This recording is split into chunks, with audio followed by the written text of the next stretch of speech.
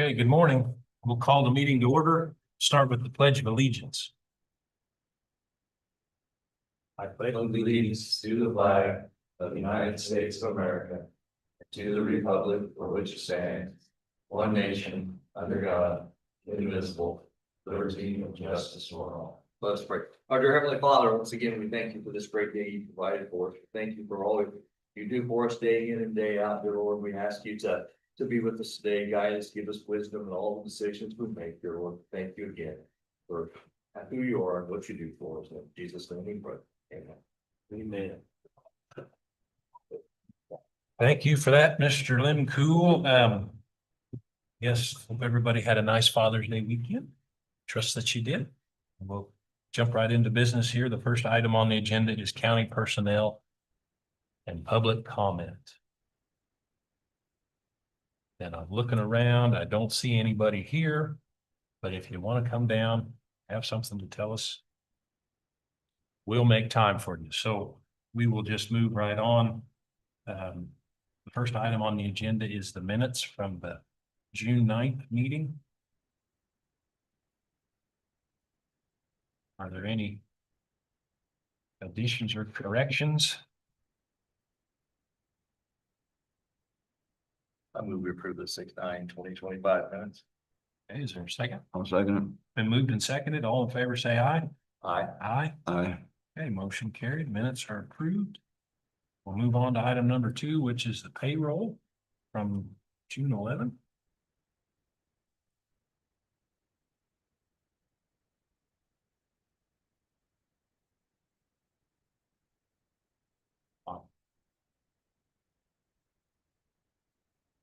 Any questions, comments with the payroll?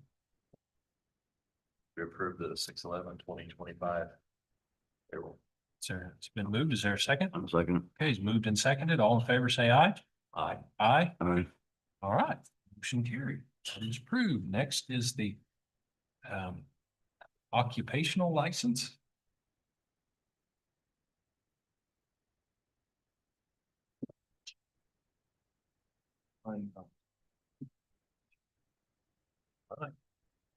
Morning. This is for the White Cloud Casino. We approve the occupational license for the White Cloud Casino, license number 2025-03. Okay, it's been moved to approve. Is there a second? It's been approved by the township. Did you have that?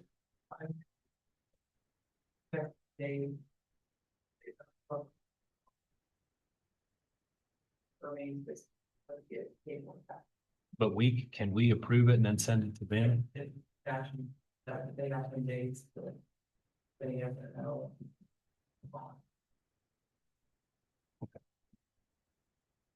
Second.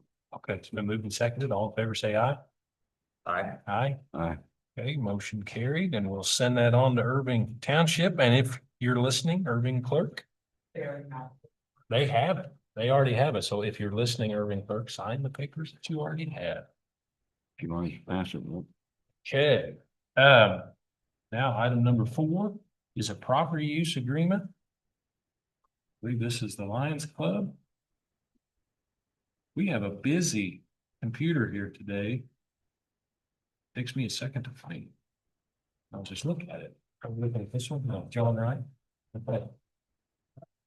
Any questions or comments on the Hiawatha Lions Club using the courthouse lawn for a barbecue on the 21st of June? English, we approve the Okay. property use agreement. Sorry. Motion to approve. Is there a second? second. Okay, so we move to second. All in favor, say aye. Aye. Aye. All right, motion carried.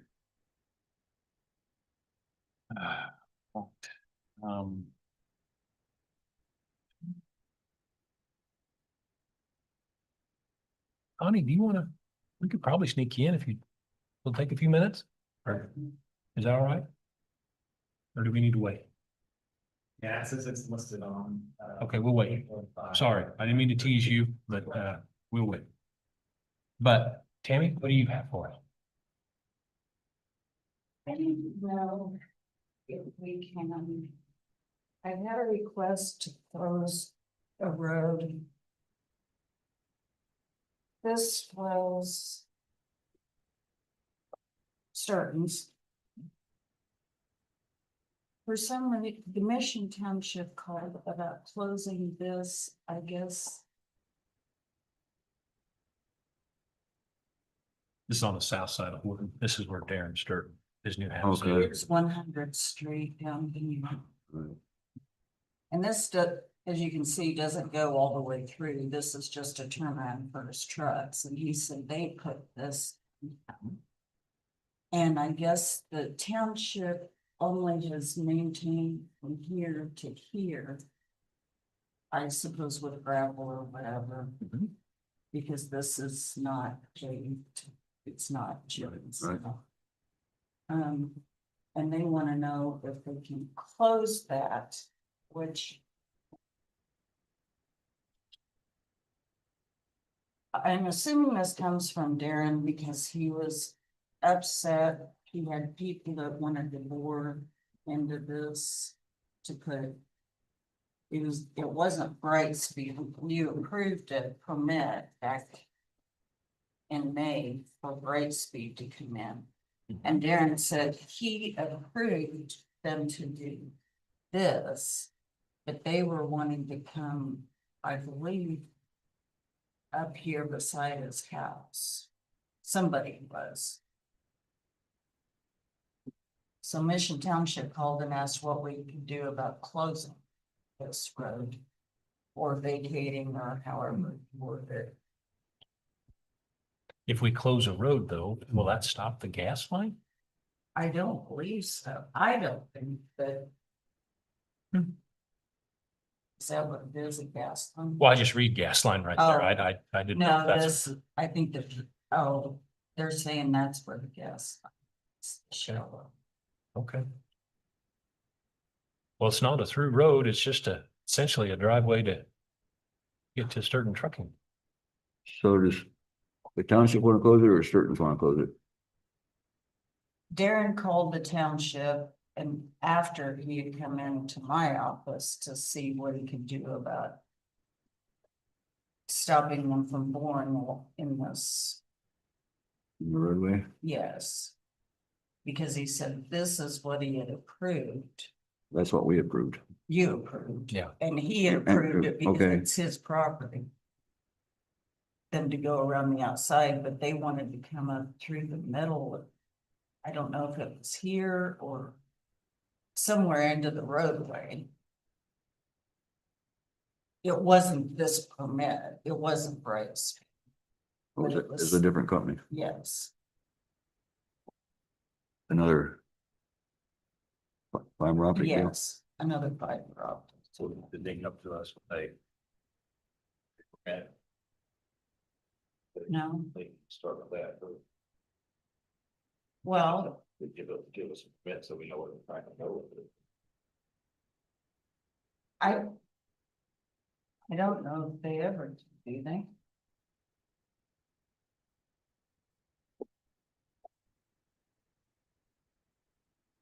Most of them do, so we go on a right of ways. Or under the road? They went under the road, I think, have to come. Statute. So yes, I mean, you have the authority to vacate the road, and so there are some notice provisions that we have. Application notice and notice. So, I think the criteria is, I mean, you can do it on petition, but you can do it on your own, motion. If you determine it's not a public utility by reason of neglect, non-use or inconvenience or from other cause. That's become practically impassable. And the necessity of the road as public utility does not justify the expenditure of necessary funds to repair such road, so.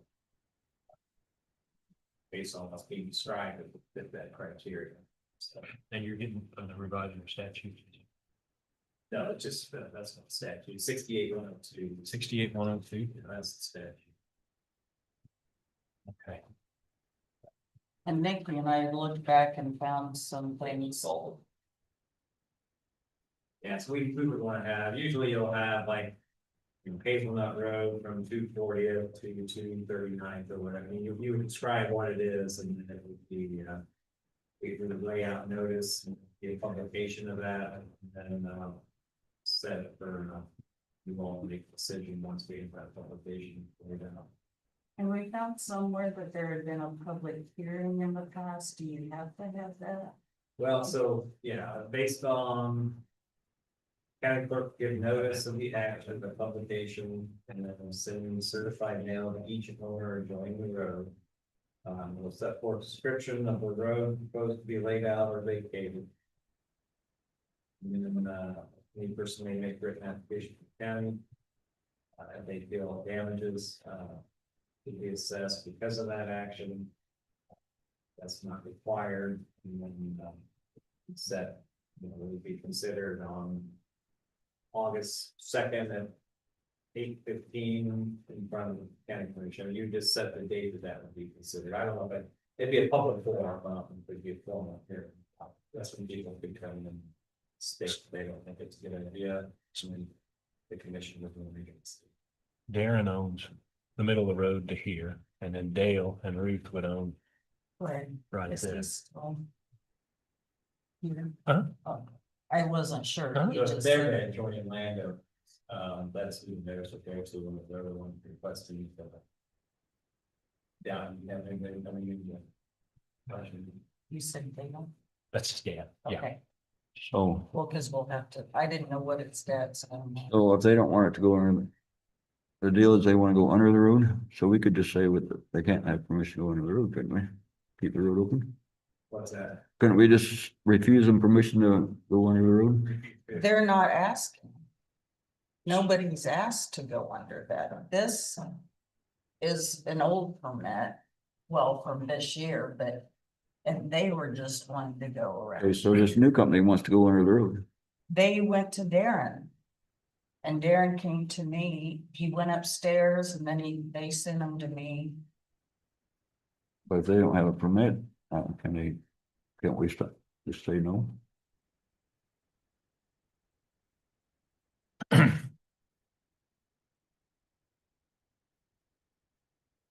And Darren was saying that the railroad used to come up here. Yeah, right there. The north is an angle, the north line is an angle, little railroad bed. There's not room. Yeah, exactly. That's the old shops And this is actually a turnaround, I believe, For the the- way he was describing. for their truck and trailer. So Longspur, I'm guilty of not really paying much attention because I've always assumed that was just their drive. But when you look, I mean, that's a county road that's about 200 yards long, I think, But it's or a township road. it's a township road and truthfully, I don't even have any record of when that was put in. I have no records on this road whatsoever. Okay. It's not even on my map of roads to have records for. Okay. But it goes up and ties into Hammersmith's property too, so the road does. Up in the very corner, like Hammersmith, so. But it doesn't. I don't go think it through. connects the bridge. It does. It ties into their property if they ever. Oh, I see what If they ever said they wanted that road to continue up through for a business for them, Well, whose property was that? that's Hammersmith. So they're still got their trailer parked on. By the map. I'm just saying that it ties into the. Yeah, but if the road doesn't go past here, then this is a private up there. Well, we gotta see what the appraisers office show. It's possible it could still be listed as roads, since the big. That whole part. Wherever it's like, we will have roads that are laid out in the 20s that are in the middle of the field, you can know the roads. On the county's GIS system, it shows, it lists that. Yeah, and so, yeah, I mean, if it's not used and it doesn't justify. That's just how people work. Okay, so but then justify the, maintaining it, then that's something that the criteria in the statute for you all to do, so. Just requires you notice publication notice, so. So if we want to, I'd say, I mean, I don't think it's a. Necessity for this week from them. No, no. I'd say we could just have the appraiser.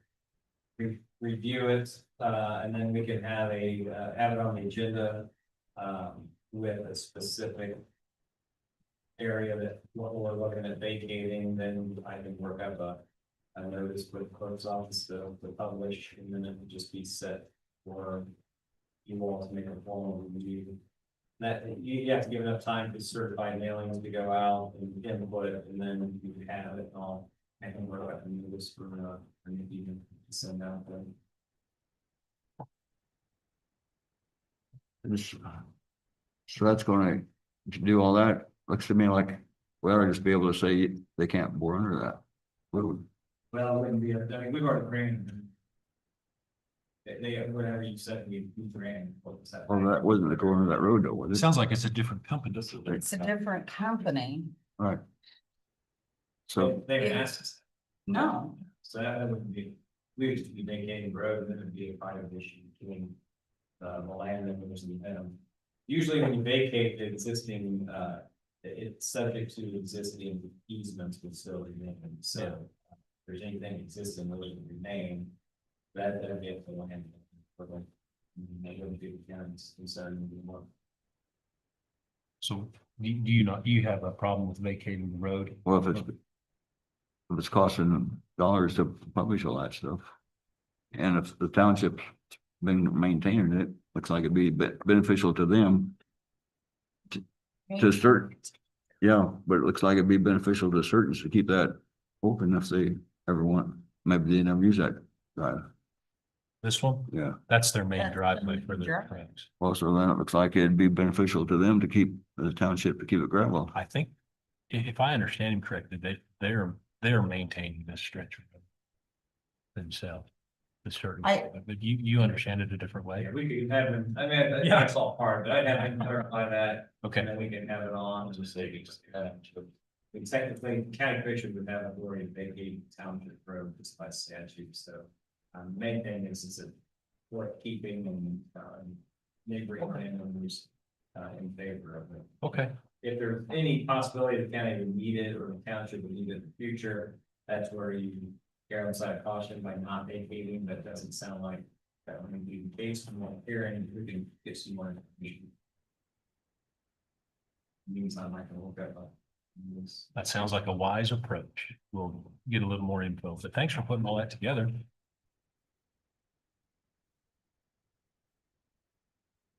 We'll talk about it next week. You foresee contacting Darren, or you want one of us to do that? Okay, I thought it was number. you got it? Yeah. He left it for me. Okay, okay. Have him come in next week.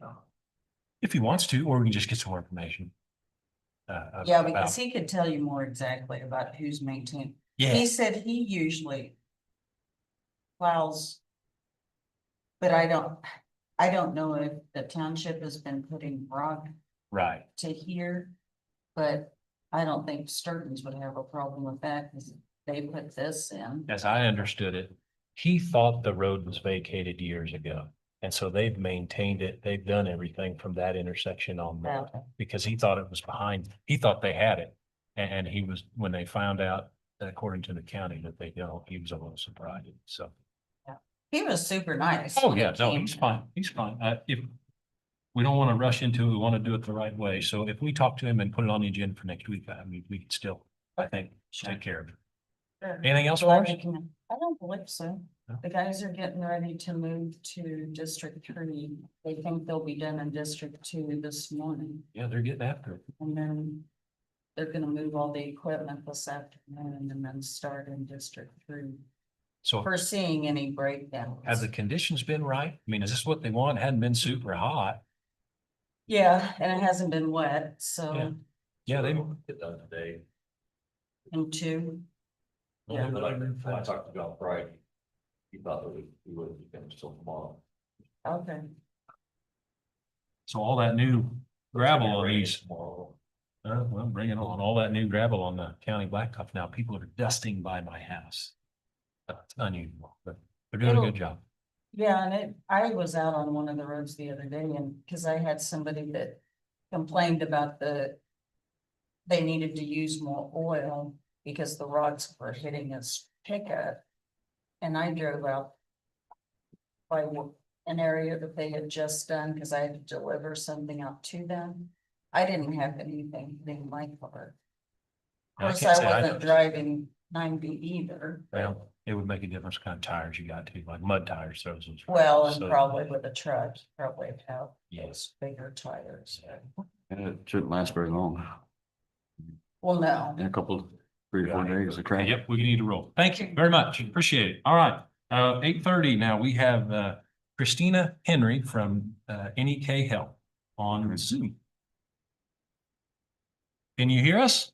Yep, good morning. All right, good morning. Take it away. Okay, I sent a proposed resolution last week. We had always opted out of school inspections. There's a portion of KSA 65-202 that requires public health to complete school inspections. Historically, counties could opt out due to home rule. Inadvertently, most likely it was inadvertent. It was removed. That wording was removed when they did the 2020 session that implemented different laws for COVID-19. And so then health departments had to begin doing school inspections. The issue is that our nurses have never been given any training by KDHE on how to complete school inspections. The schools are already inspected by the Department of Ed, and it's a bit redundant for us to go in. Also, we have no authority to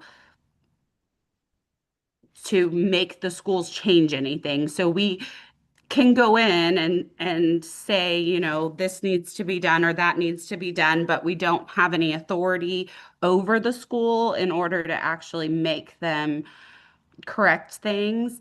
And there are things listed on the inspection sheets that nurses typically do not have any education in. So we feel like it opens us up for liability. For example, nurses aren't versed in HVAC. So when we're checking off HVAC, we're essentially looking and making sure that a licensed technician has done, you know, an inspection, an annual inspection, and that it's been serviced, and then we're signing off. But if something happens and we've signed off that, oh, it's great, that could be a problem. So now in 2024, they restored the county's right to opt out of those school inspections with a resolution. So I have submitted the draft resolution, and we are just asking that you restore that home rule so that public health isn't required to go in and complete these school inspections anymore.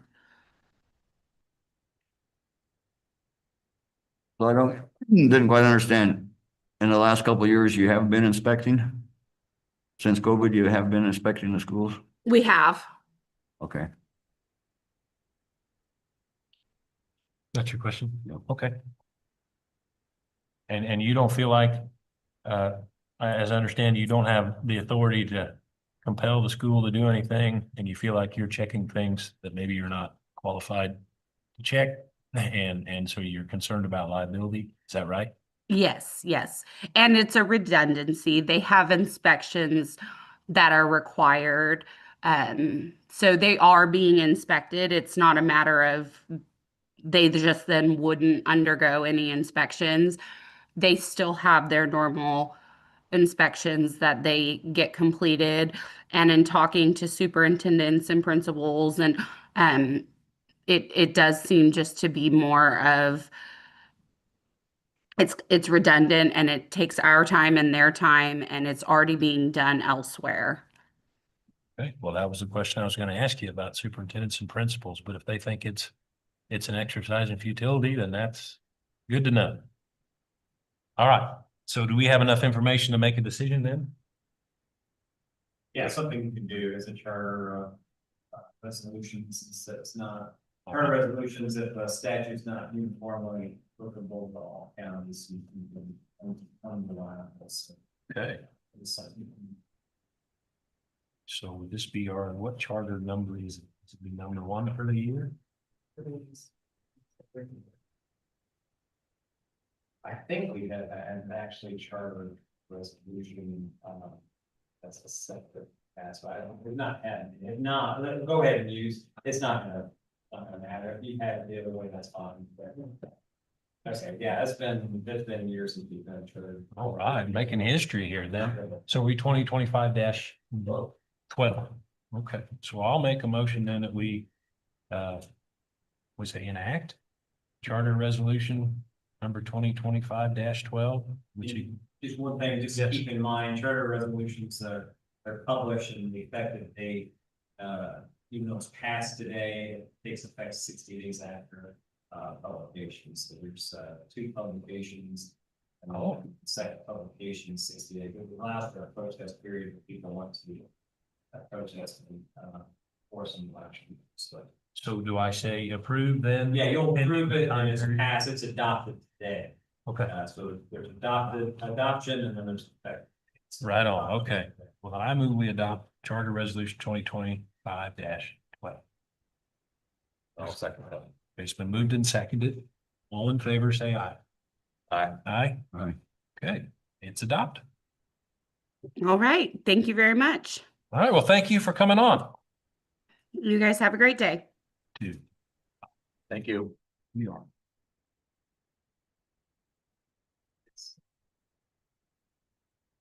That was new territory. That's fun. That's charter resolution. Okay, we'll move on down then, 8:36. Let's go to the item number 5, the revised neighborhood revitalization program application. You're pretty well, out of the line of that, the backside, just, it wouldn't happen again, there's some, because, Okay. the decision. Oh, the commissioner reconsideration one. Okay, I confess, I looked at this thing and I thought it looks exactly the same as what we looked at before. Now, okay. Okay, that's wonderful. So now there's an opportunity, if we have a situation like last week, we can, it pre-form, the pre-form. So Do we need to approve this? Yeah, but, would anyone like to make the motion to approve this revised NRP application? I move to approve the revised, NRP Neighborhood Revitalization Program Got it. application. That's tricky to say. Is there a second? I'll second it. It's been moved and seconded. All in favor, say aye. Aye. Aye. Aye. Okay, motion carried. We're down to number 6, which is the lights and sirens on the vehicle.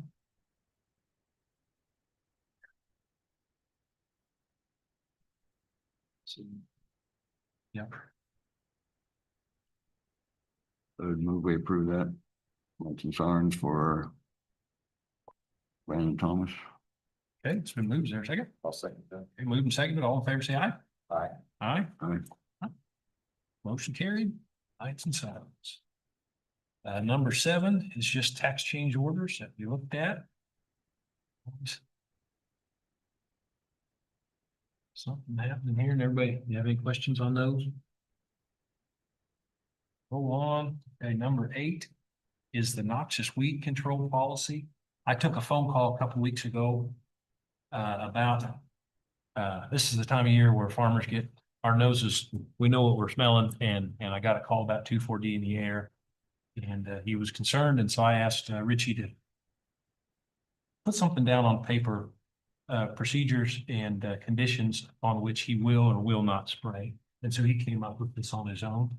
And I think it's important for people to know that he's just not randomly throwing chemical out, whenever he feels like it. He's got some guidelines, and I think this is great. So if we could, is there a way to link this to make this public, maybe on the website? Something to throw this out so people could see it. And maybe print a copy off. If you guys get questions, we can hand it out. I got a question for you. Go ahead. Is 15 mile per hour winds, is that? That's what a lot of herbicides use is a 15 mile an hour. 15 is pretty windy, but a lot of labels say 15. That's what it is. And actually, as a guy that sprays for a living, if you can get a strong wind that's consistently blowing in one direction, I can plan for that. It's the darn winds that swirl Right. when they get down to under 5. That's where you get in trouble because it goes places. you don't want to see. So him. So, any questions on that? Would it be all right to link that on the website, the county website? Somehow? Is that all right? Yep. Okay, right on. Well, I thank him, Richie Rodwell, for putting that together. That is just great. Okay, now number 9 is something new. Okay. Long haul for it. But you're still, you're all right, you don't have to go for them. I think that will have. Written form, I can think of, once you guys, you can go together off. What is a variance request? I can see that add there. With the, all the. It's under. Oh.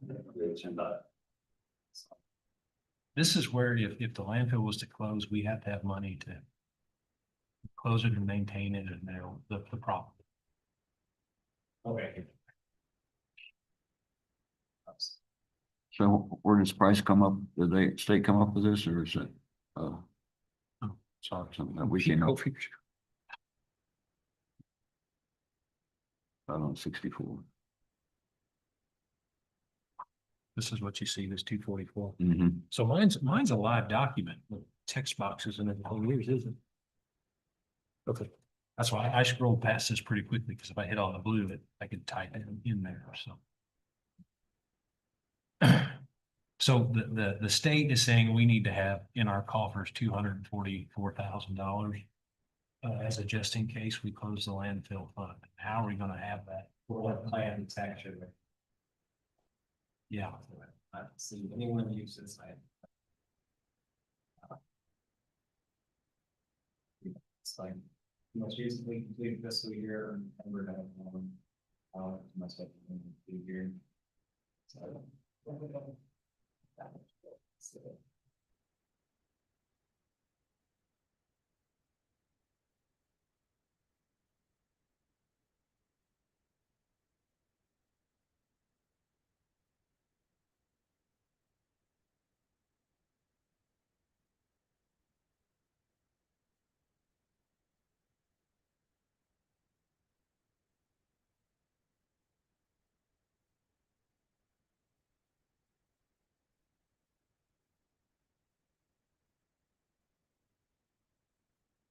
Kind of like,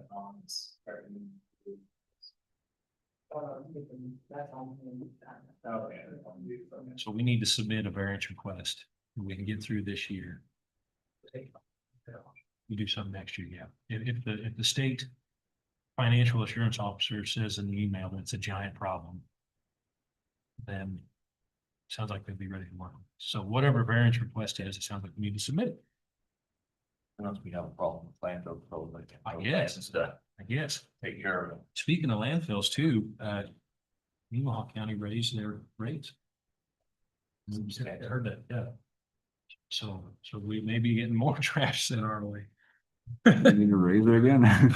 Well, I guess the landfill business is where we need to be. So if we could put some away each year for that, is there a special fund you could put it in?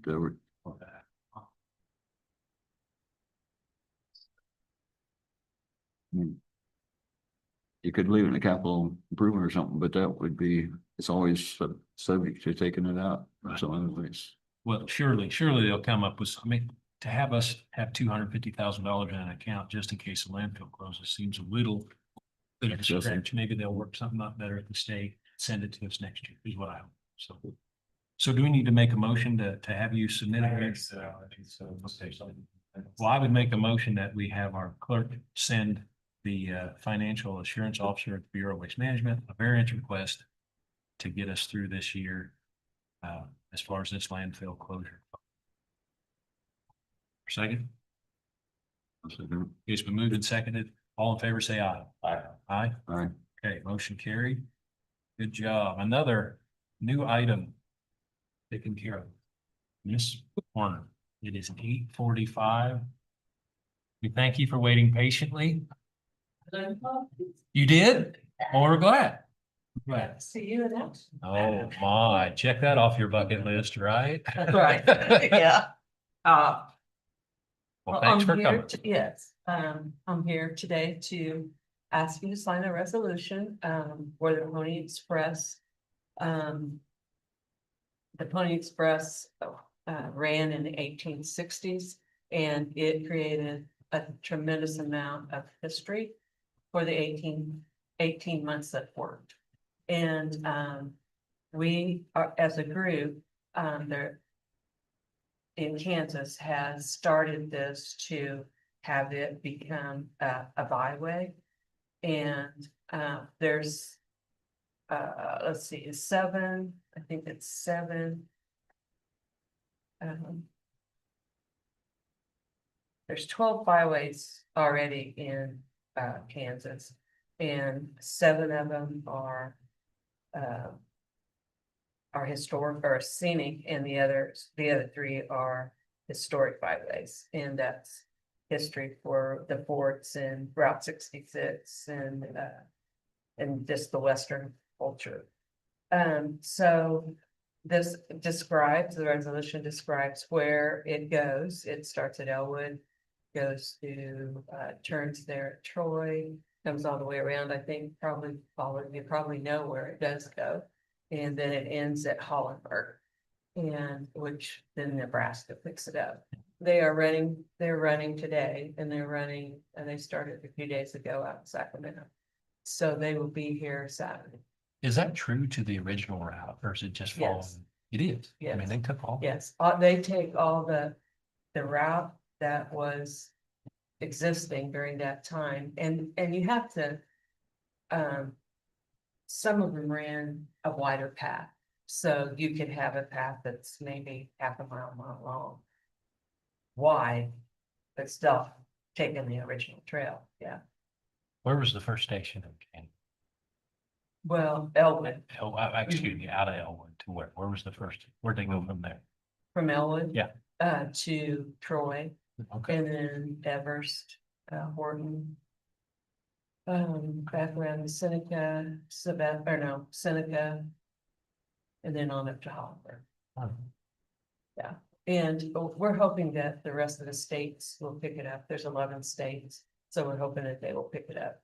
But it's a tourism thing, and we went before the state tourism and to see if we couldn't do that. It'll be more, we went and marked all the mile markers. We have put down like what kind of scenes do you see along those mile markers. So we did a lot of travel and a lot of writing down to get it all. It'll be combined into a book, so people can get the book, and we have every like gas stations for gas stations, eating places, things like that are along the route, and then it'll be marked once we get all the resolutions done. Okay. And that's it. So when they ride on that, they don't stay on the highway all the time, don't they? No, cut off? if they can get, and they come usually. Oh, a week or so before, if we've had a lot of rains, they'll check, because there's a lot of those roads that are still dirt. Right, And they can get stuck pretty easy.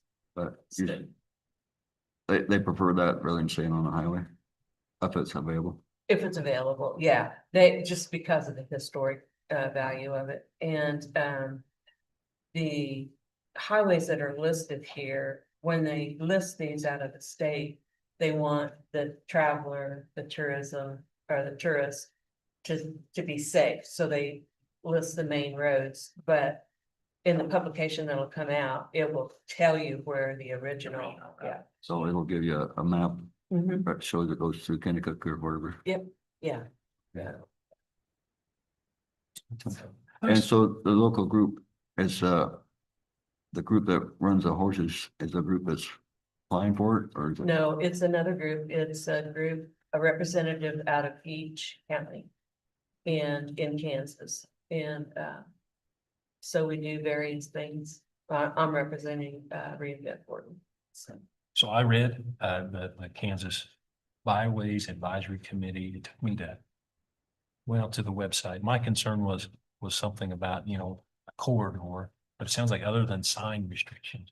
They talk about economic development and private land development, and they want to, I actually encourage mhm. that. So my issues, I guess, were addressed just by doing a little internet research. Mhm. So it's good. Sounds, So they limited signs in some place, or is that just on the scenic ones that they limited the size of the signs they could put up? I think we have to go by the state. We have to go by the state and the size of the sign. Yeah. I mean, there was restrictions already on what kind Yeah. of signs you could put up or, and getting, Yeah, we have to License, deal with permits the and stuff. Department of Transportation and Tourism and the Kansas Historical Society. So that has to, those signs have to pass through those. all right, any more questions? Good. All right, and then I guess my question was, could another company put a sign up in that area? I don't think they, I don't, I think, it seemed like it was restricted. yeah, it was, yeah, I don't think so. And I don't see too many signs on those roads anyway. I don't know that the issue. all right, well. Anybody want to make a motion? Resolution. 13. I'll make a motion to approve on resolution 5-13 request start. He It did gets that, hysterical. he did that on purpose. He did that on purpose. Is there a second? I was It is Monday. I'll second that. All right, it's been moved and seconded. All in favor, say aye. Aye. Aye, Aye. motion carried. Thank you, gentlemen, very much. Thank you for coming in. Yes, thank you. Thank you for doing this. I think that's important. Thank you.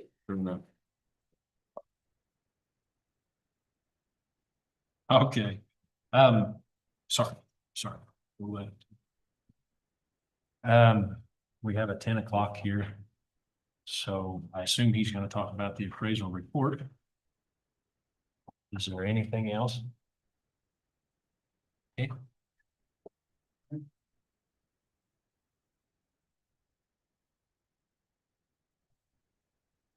Okay, good.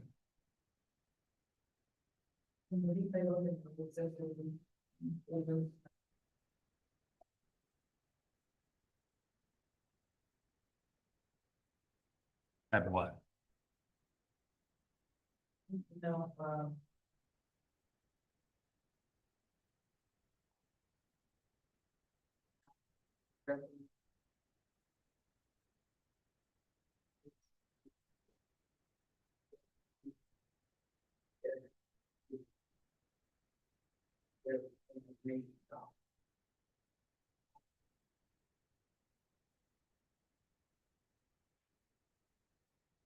Yeah, as far as I'm aware, the county doesn't have any hoops to jump through. It's all of the state.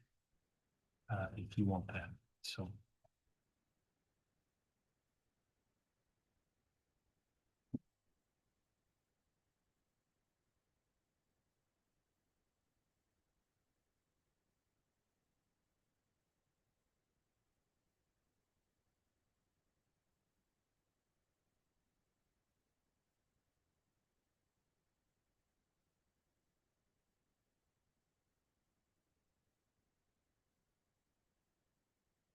So he's reaching out for more information.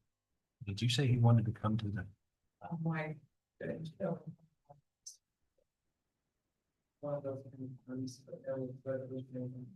Uh-huh. And so when I, went back, yeah, you want any further. Oh, I don't know what to do. There. I think that's gonna be funny.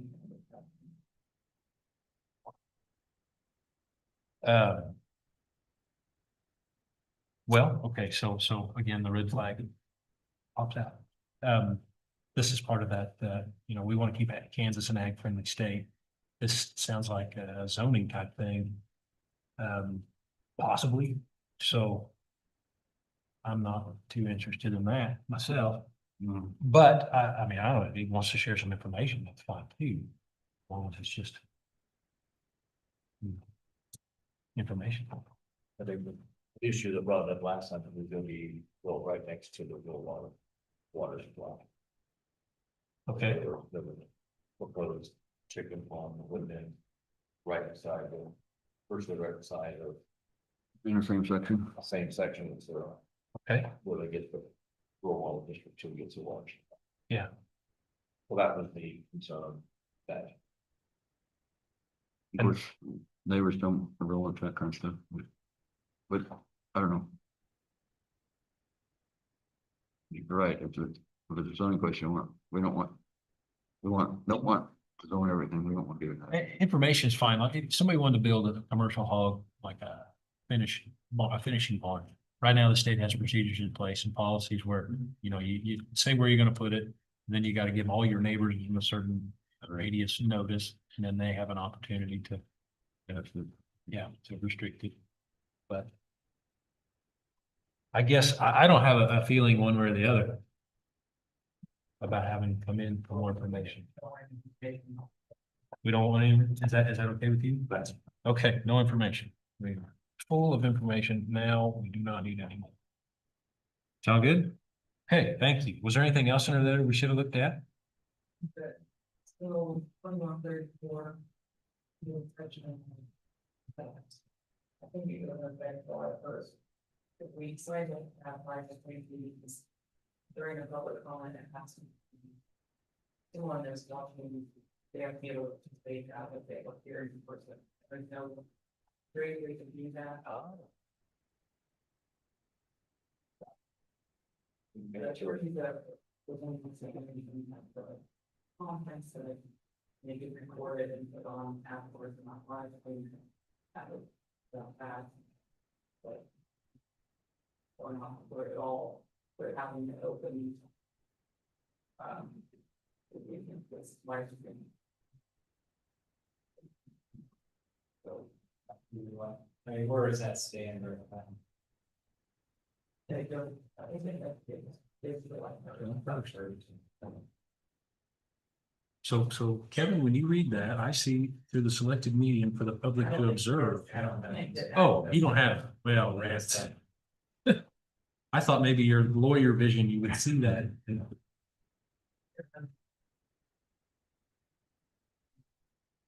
Okay, that's. Yeah, I have Dropboxes, so we were basically paperless, so all of our. Investigative reports, body cam videos, all of that are on Dropbox, but it's a highly secured. Sure, better be. Structure, and so, signing on to this is. Some. Sure, so she has to.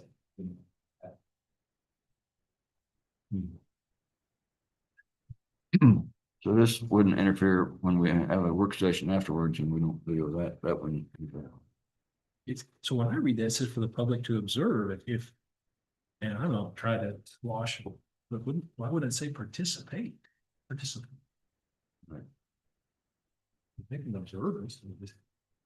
Yeah, I mean, the one solution for that is going to be, it's really not a method of doing that, is to. Record and post after you. That's fine, when you get, I listen to what she said, that's fine, you know, I'm shooting live, speak quote, that's that there. Oh, there you go. Well- Because that would be a solution. The resolution is saying if we live stream, the public has to be able to call. Okay. Live. Yeah, the only way of doing that is if you had a massive joint in or something. Yeah. But that just has its own security issue, so. Well, I agree with Lucas, it just says observe, and observe to me is just viewing, not necessarily. Well, that's it, I think all aspects of it, so all aspects. of the Okay. background. So Okay. all aspects would also include. Well, you Okay. guys still saw a way around it, so that's fine. So essentially, we're gonna do the same thing. It just won't be live. You're gonna record it and you'll put a As soon as you adjourn, then be free to post some time. Yeah. And that's. Switch to your meeting things, playing, yeah. It's on my hand. So, and Okay. so they did, was like, they on that, but not in well. It gives like an open platform. People are much brave behind the keyboard. That is true. That is very true. Okay, so do we need to make a motion then to change our policy, or do we just change it? Do we have a policy that we're live streaming, or is it just informal? I mean, I don't know if you ever voted on that, but we could, I mean, we could have we could have a motion, effective, you know, our last June 30th meetings. Reflected on the agenda, just a motion to, okay, not live stream, but post recordings following and regular meeting with comply with statutes. Sounds good. So we'll come up with something. And then so nice work, everybody, figuring that one out. Okay, now at 9 o'clock, we have Watco benefits. I believe they're on screen. Good morning. How's everyone doing today? Quite well, thank you. Good, good. Well, we appreciate you revisiting with us to follow up on our previous discussion. I'm going to go ahead and pull up our presentation here shortly, but I just wanted to ask, you know, and follow up to our previous conversation, are there any new items that you'd like to focus on during our time together? Anything new? I don't think so. All right, great. So let's see here.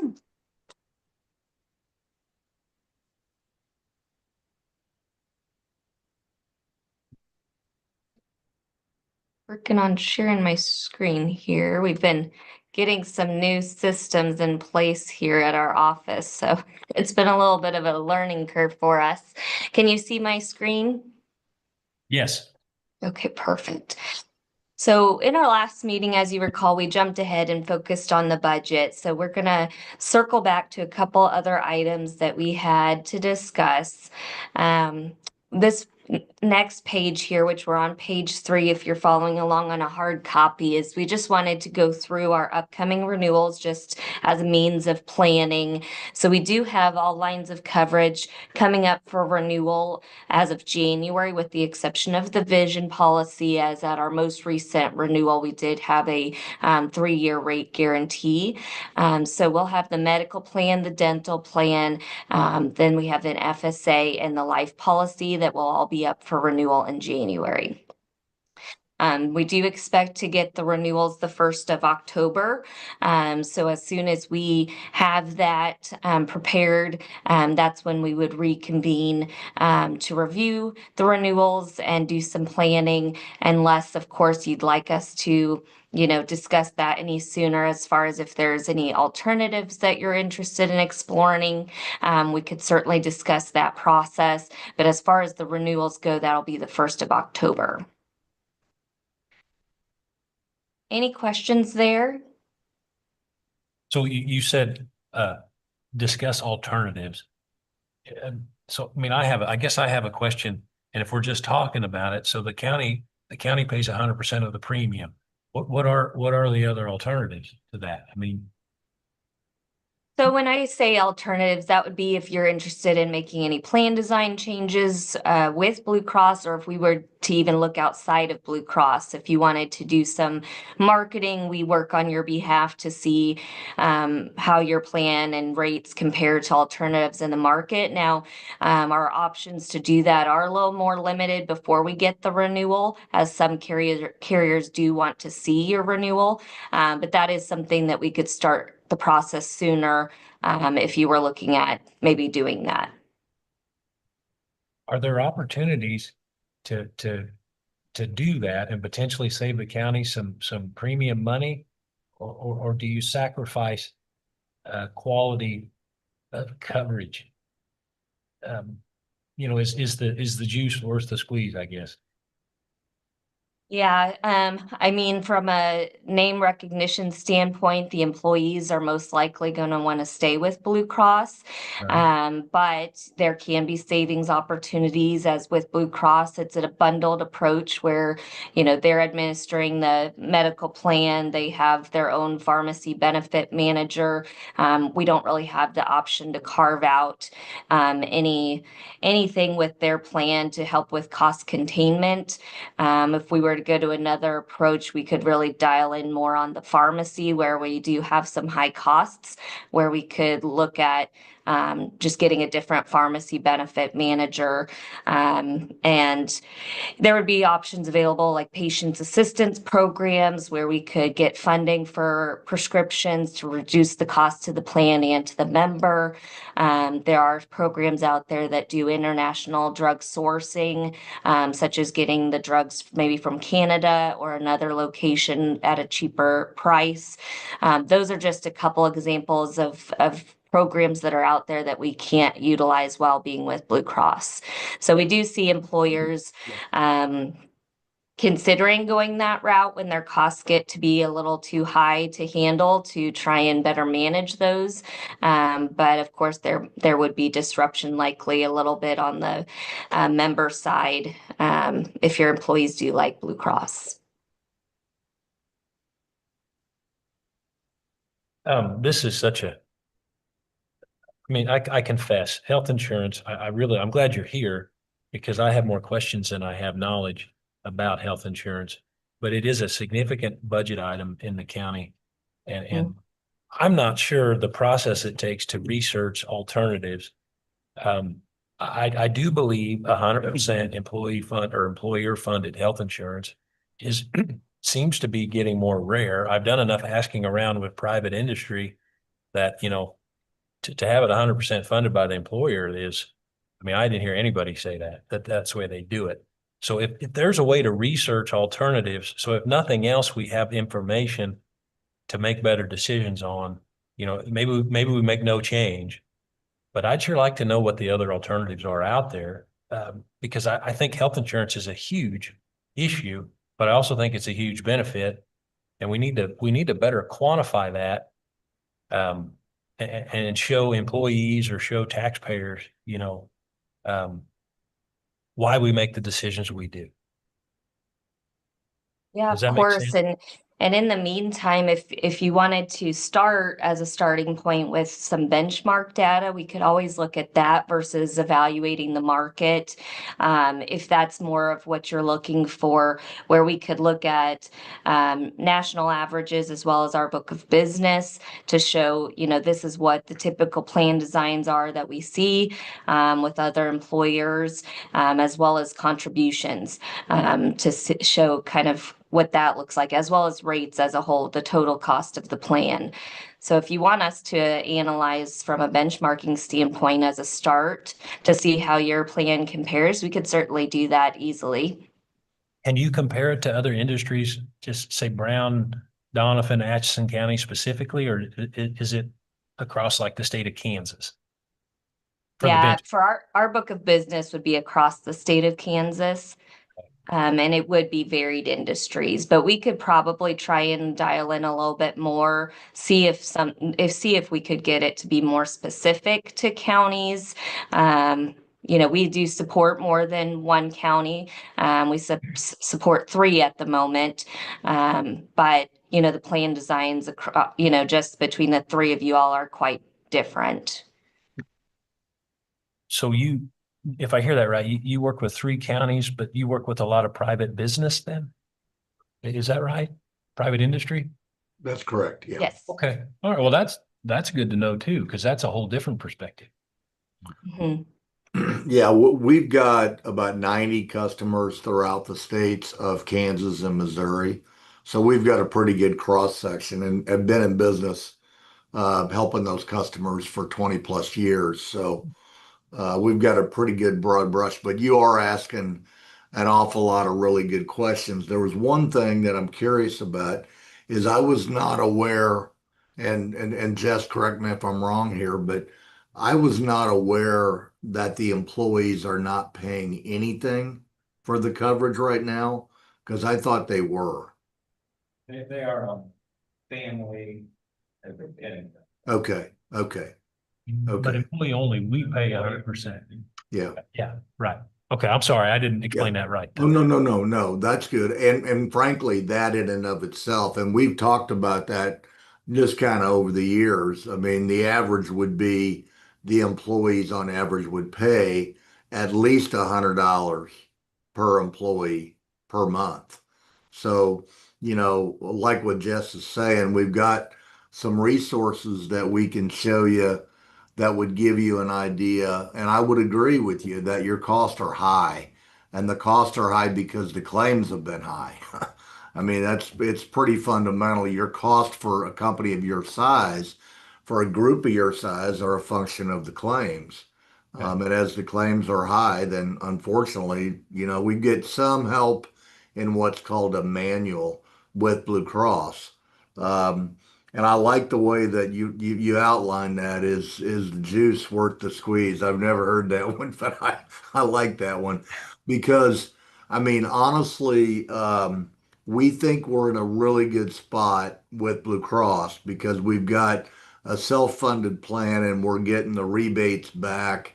Most of our clients that are with Blue Cross, if they can, they move to where you are. And the reason is because it gives us the opportunity to better engage within the cost of the plan. If it's fully insured, Blue Cross gets it one way or the other. At least if the claims turn around, we've got a positive situation. But I would say that, like Jess pointed out, I mean, there's lots of alternatives to Blue Cross in the market. And part of our job is to help you evaluate those and consider whether, that squeeze is worth the juice. I mean, if we get enough juice out of it. And it's really hard to tell. When we've looked at it in the past, there's no doubt that Blue Cross was the best fit. But I really appreciate where you're coming from when you say collectively we've got a job to do, and that job is to make sure that the cost and the benefits are the best possible for all the residents and the employees of Brown County. Well, we'll look forward to getting some information on that then. So, yeah, continue on, please. Of course. So this next couple pages we reviewed last time. I guess before I scroll through them, is there any revisiting you'd like to do to the budget, or do you feel like you all are in a good spot?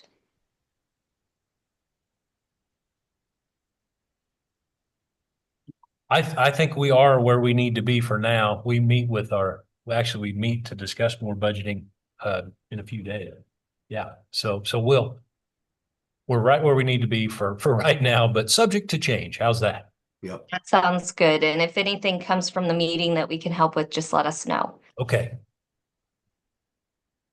So this next page is, we kind of touched on it a little bit, but we wanted to go through it in a little more detail, this year-over-year claims update. So this we like to look at the first few months of the year of this year compared to the same time period last year. So we do have 5 months worth of data, January through May. And so this looks at the total medical payments that you all had for those months, and then which were your liability versus Blue Cross's liability. So I'll walk through each of these line items just to make sure that we're all on the same page. So we did have a slight decrease in enrolled employees for this time frame of the year, so 70 compared to 65. Medical total payments are down 36% compared to this time last year, which is a positive as long as members are seeking the care that they need. But that could slightly be attributed to the drop in lives.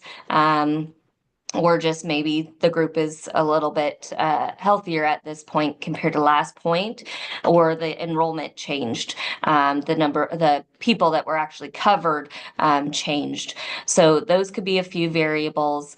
The medical payments over 50,000. So like we talked about in our last meeting, there is a $50,000 specific stop loss level for each plan participant. And so the county is responsible for claims up to 50,000, and anything above that would be Blue Cross's liability. So at this point last year, we did have an 10,000, almost $11,000 above the $50,000 specific. So a large claimant at that time that Blue Cross took on some of that liability for that member. And then the medical payments under 50,000 are reflected there. So again, lower at this point compared to last point. And then the really positive item that we wanted to talk about is that at this point last year, you had already exceeded your monthly attachment point. So you have a monthly aggregate. And what that means is that your liability is capped on a monthly basis, which helps with cash flow. And so at this point last year, you had actually met your max liability and exceeded it by almost 30,000. So again, when you exceed your liability, Blue Cross took on that almost 30,000. And so this year we're running at 62%. Last year we were at 100% of that liability. So just we're starting off the year in a much better position, which is great to see. I know we talked last meeting about how as the year evolves, the individuals will end up meeting their responsibilities. So then the plan takes on more. But, starting off where we are compared to last year, it's just something that gives us hope that maybe this trend will continue. Any questions on this? As I know it's kind of a lot of numbers and stuff that maybe we haven't talked about in a while. So the monthly attachment point was increased this year by quite a bit. So we're going to be responsible for more this year than we were last year. Yes, so last year we did get a rate increase at the renewal on the claims. I can pull that up real quick to see what that was. Yeah, that'd be a Actually, I good- think that I would be- have that printed that- off here. Yeah, So that'd be- that'd the be great. expected Yeah. the expected claims got a 24.5% increase at the 2025 renewal. That's a variable cost. So your claims, you're only going to pay that if your claims run up to that level. But that, because we did exceed the liability last year, Blue Cross did, make up for that in the renewal. Yeah, and Jess, if you don't mind, one thing that I just want to reiterate with that is yes, we did get a rate increase, but we had a really, really bad year last year on the claims. And one might think, okay, well, we're having a good year because the liability went up.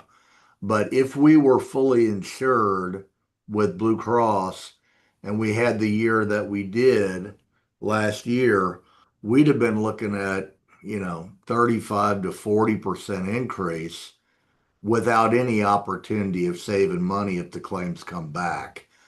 Just based off our experience with Blue Cross, based off how the claims ran. So just reiterating and recognizing though, that I think there is a point here that's valid to talk about.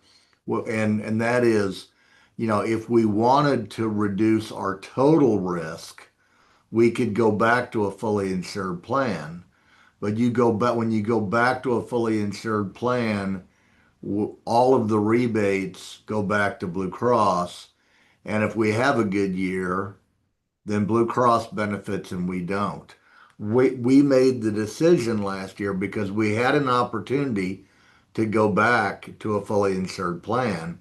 The commission and us collectively, we made the decision to go. Thank you, Jess. We made the decision to stay with the self-funded plan, and the reason we did is because we thought long run it was a better situation. But if I mean, we had an option on the table and Jess is showing it to you right here. Um, that would have, reduced our total liability by quite a bit of money, but we decided to stay the course and stay the course because most, like I said, most companies, if they go to a self-funded plan, you have to give it, 3 to 4 years at least because you're going to have good years and bad years. We started out with a bad year, unfortunately. I'm not But saying we just, should change. yeah.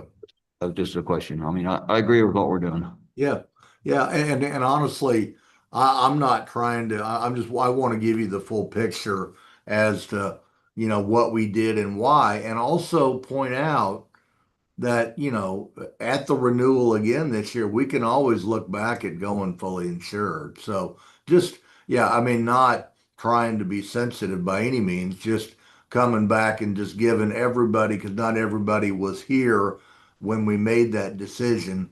So I just want to make sure that we're all on the same page in regard to the information and what we did last year and why. Yes, so you definitely keep fully insured as an option on the Yeah, table and request another quote at renewal, like Greg mentioned. yeah. I don't think it hurts for us to do that, just to continue to weigh the pros and cons. Just random question. If you're working with private business, what do you see? I mean, what are the trends? I mean, as healthcare costs continue and insurance costs continue to rise, you know, I guess, in our position, we can just raise property tax and take more money in and just pay the bill. A business, I guess, can somewhat affect that with raising prices, but of course you run into all that. They still have to be profitable.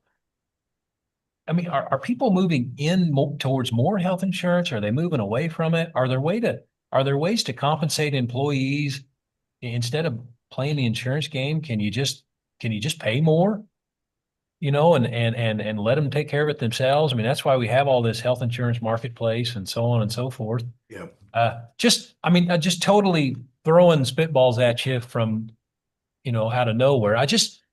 It's just a serious concern. I mean, I watched this in my own family and we just stepped back and we got out of it, got out of conventional health insurance. We went to a major medical type thing.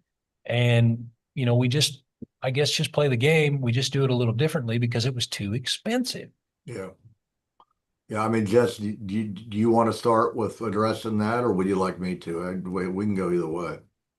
Yeah, I'll let you start on it. Yeah. I mean, I think the big thing is once companies have a practice of providing health insurance for their employees, I think it's difficult to take that away.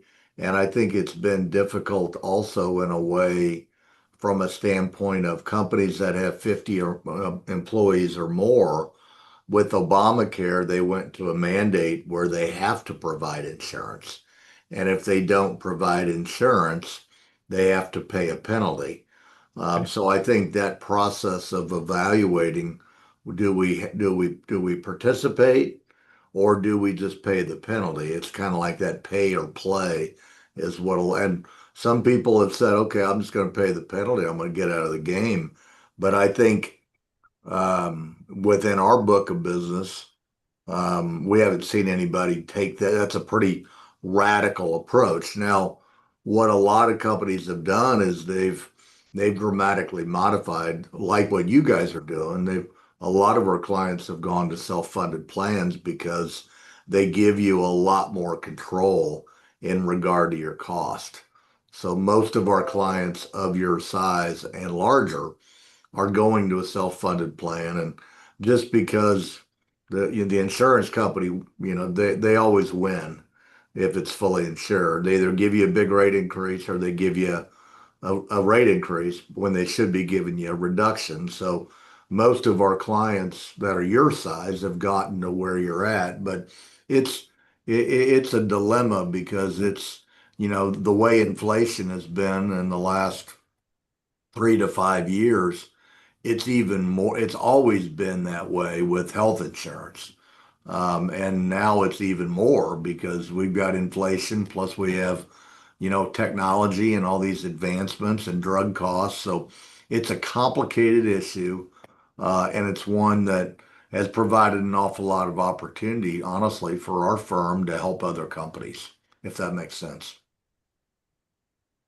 Yeah, it does. Thank you. very much. Greg, I'm just Rich. I gotta leave. I had funeral to officiate, so. Sure. I've talked to you personally, well, but thank you, but I got it. Okay. Of course. Of Okay. course. So, but we're going to, some of my questions will be answered because you're going to drill down and do a little research and some cost comparisons on, on different ideas. You're going to benchmark. You said use benchmarks from businesses and governments throughout the state. Yep. And some of these questions I have, we'll be able to put some numbers to them Yep. and we'll get them answered. Okay. This is wonderful. It's a dilemma.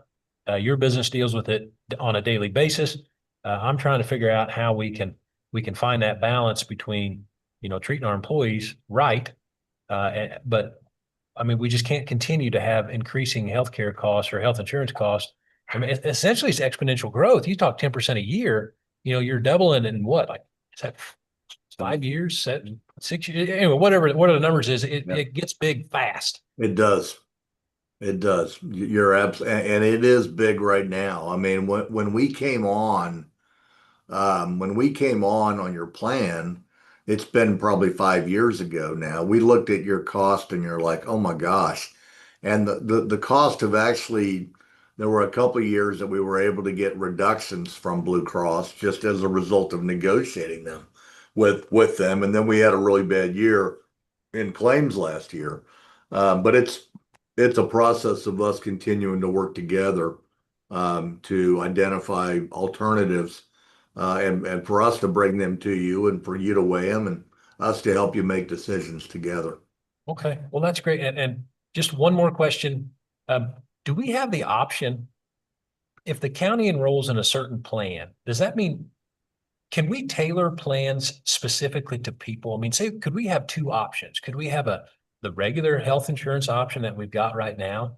And can you do anything with, say people didn't want that, say they wanted to do something a little different. Maybe they thought they wanted to take a different approach to their health insurance or medical care. Can we split things up or do we have to go all or none?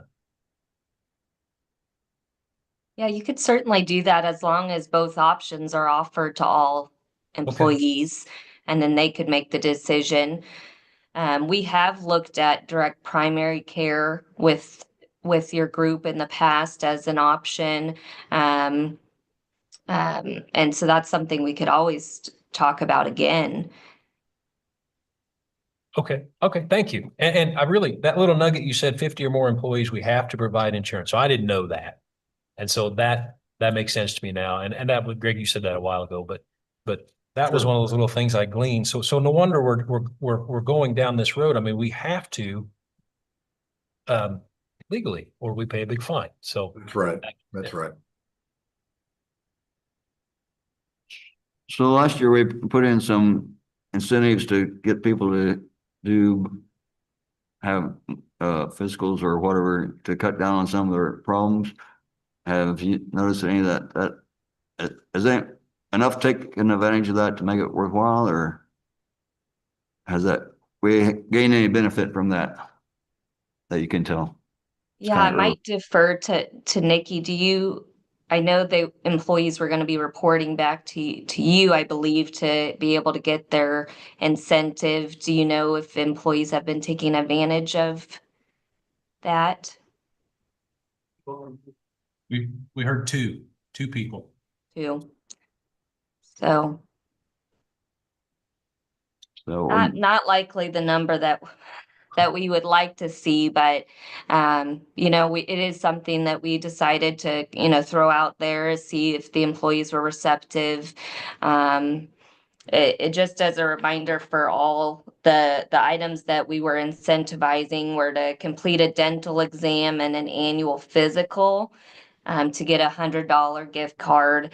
And then the other was $100 for completing disease management, which was completing 6 calls with a Blue Cross Blue Shield nurse in order to better manage their condition. So So it's certainly something I feel like is worth continuing. Maybe we can strategize on, how to promote that better to the employees and just maybe remind them that that's available. I don't know if that's something you all would want to keep doing, but maybe we could just better educate that to the employees and try and drive up participation.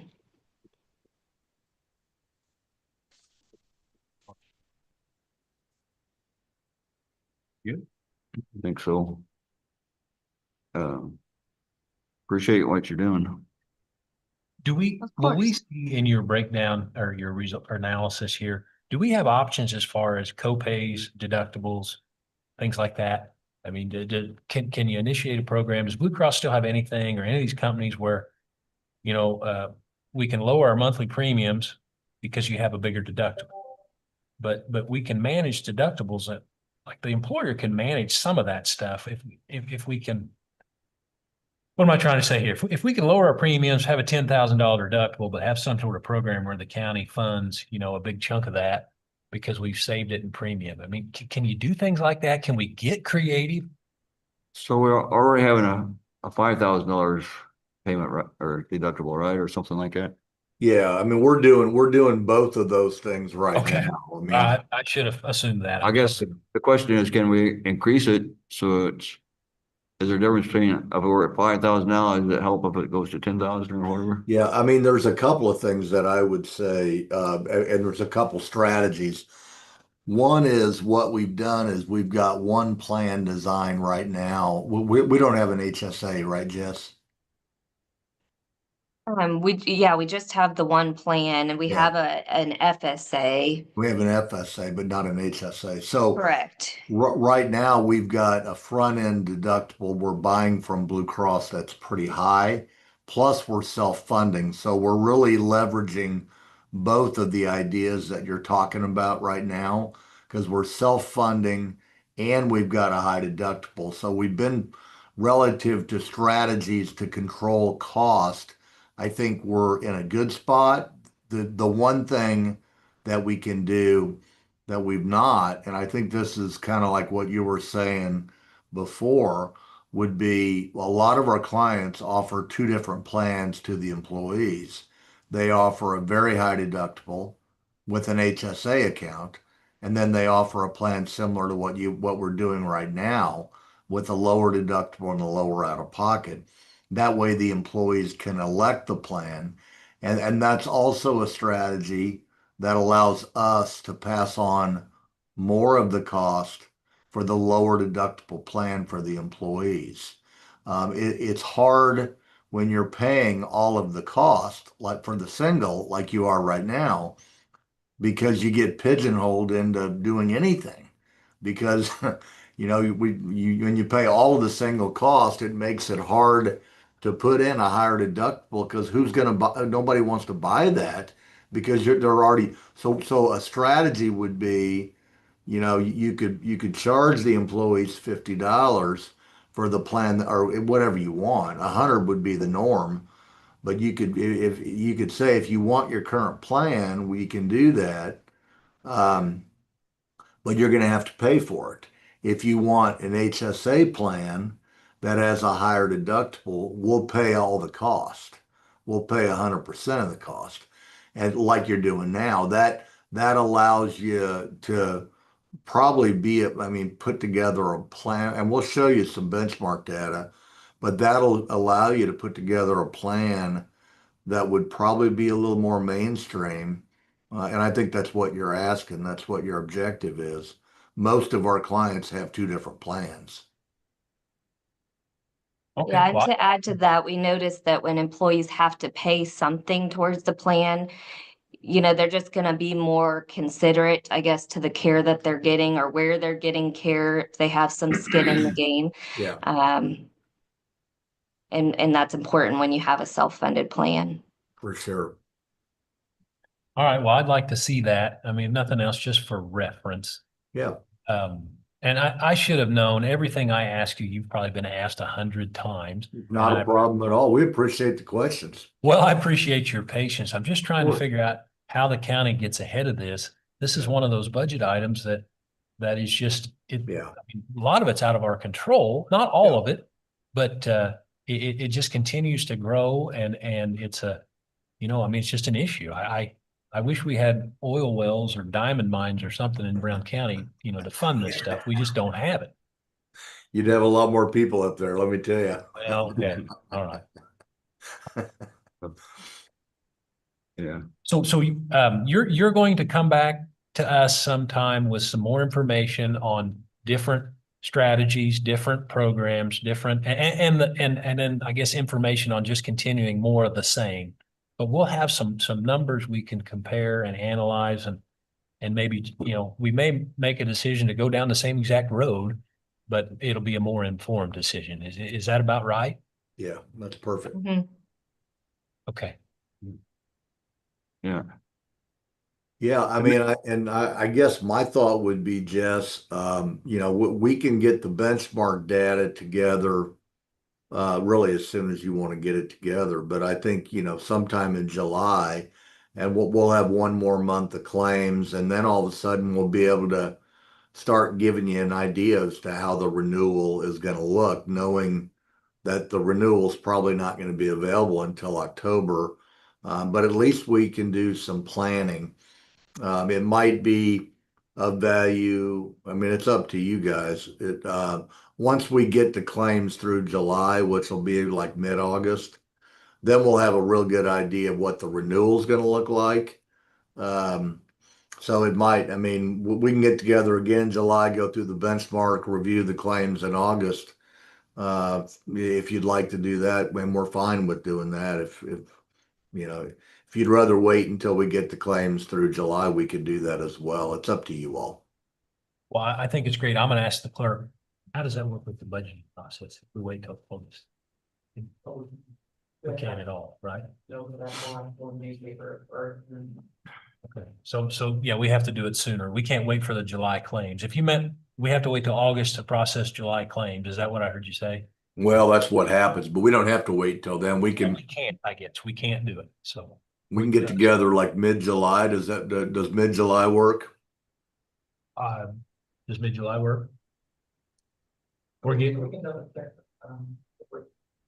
Yeah, so, and that's very important. Clerk just brought that up. Nikki just brought that up. So we've got a budget consultant. I mean, we hired this man specifically to help us through this. He comes on Okay. Wednesday. He's heard everything and he's put some things together and we're just like we've asked you to do. He's going to give us a range of, I mean, we cut everything and we turn all the lights off in the courthouse till we fund everybody with everything in one plus some. So, Okay. that happens on Wednesday. Okay. And we'll be more informed sometime in, July, I guess. Would Okay. work. Well, I mean, we're on your schedule, so I mean, we could get the benchmark data is probably going to take, probably a couple weeks at the most.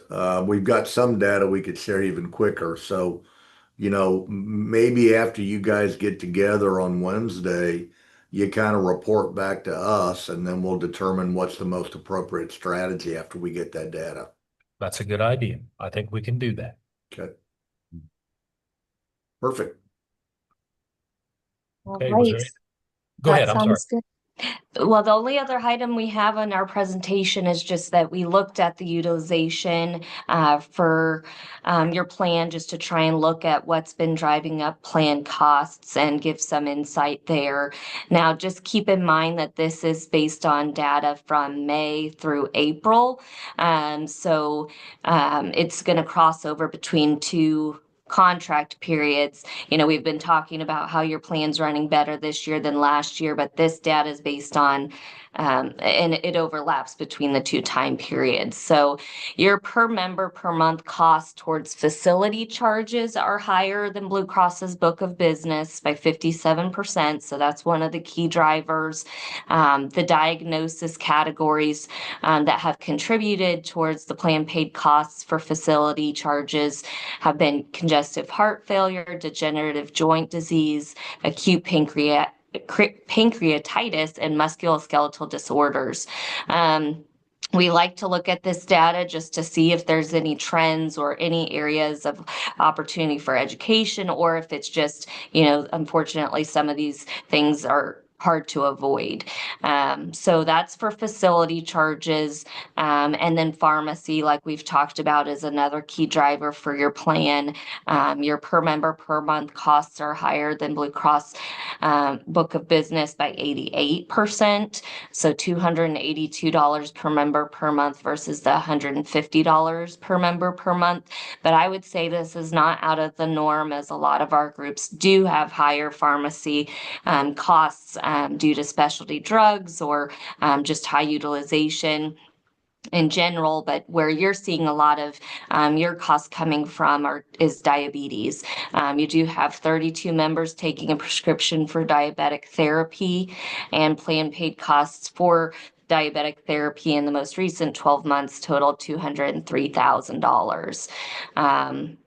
Which was 58% of your total plan paid pharmacy spend. So a big chunk of that was for diabetes. Now, we did put in a program called Virta Health with Blue Cross, and that's a type 2 diabetes reversal program.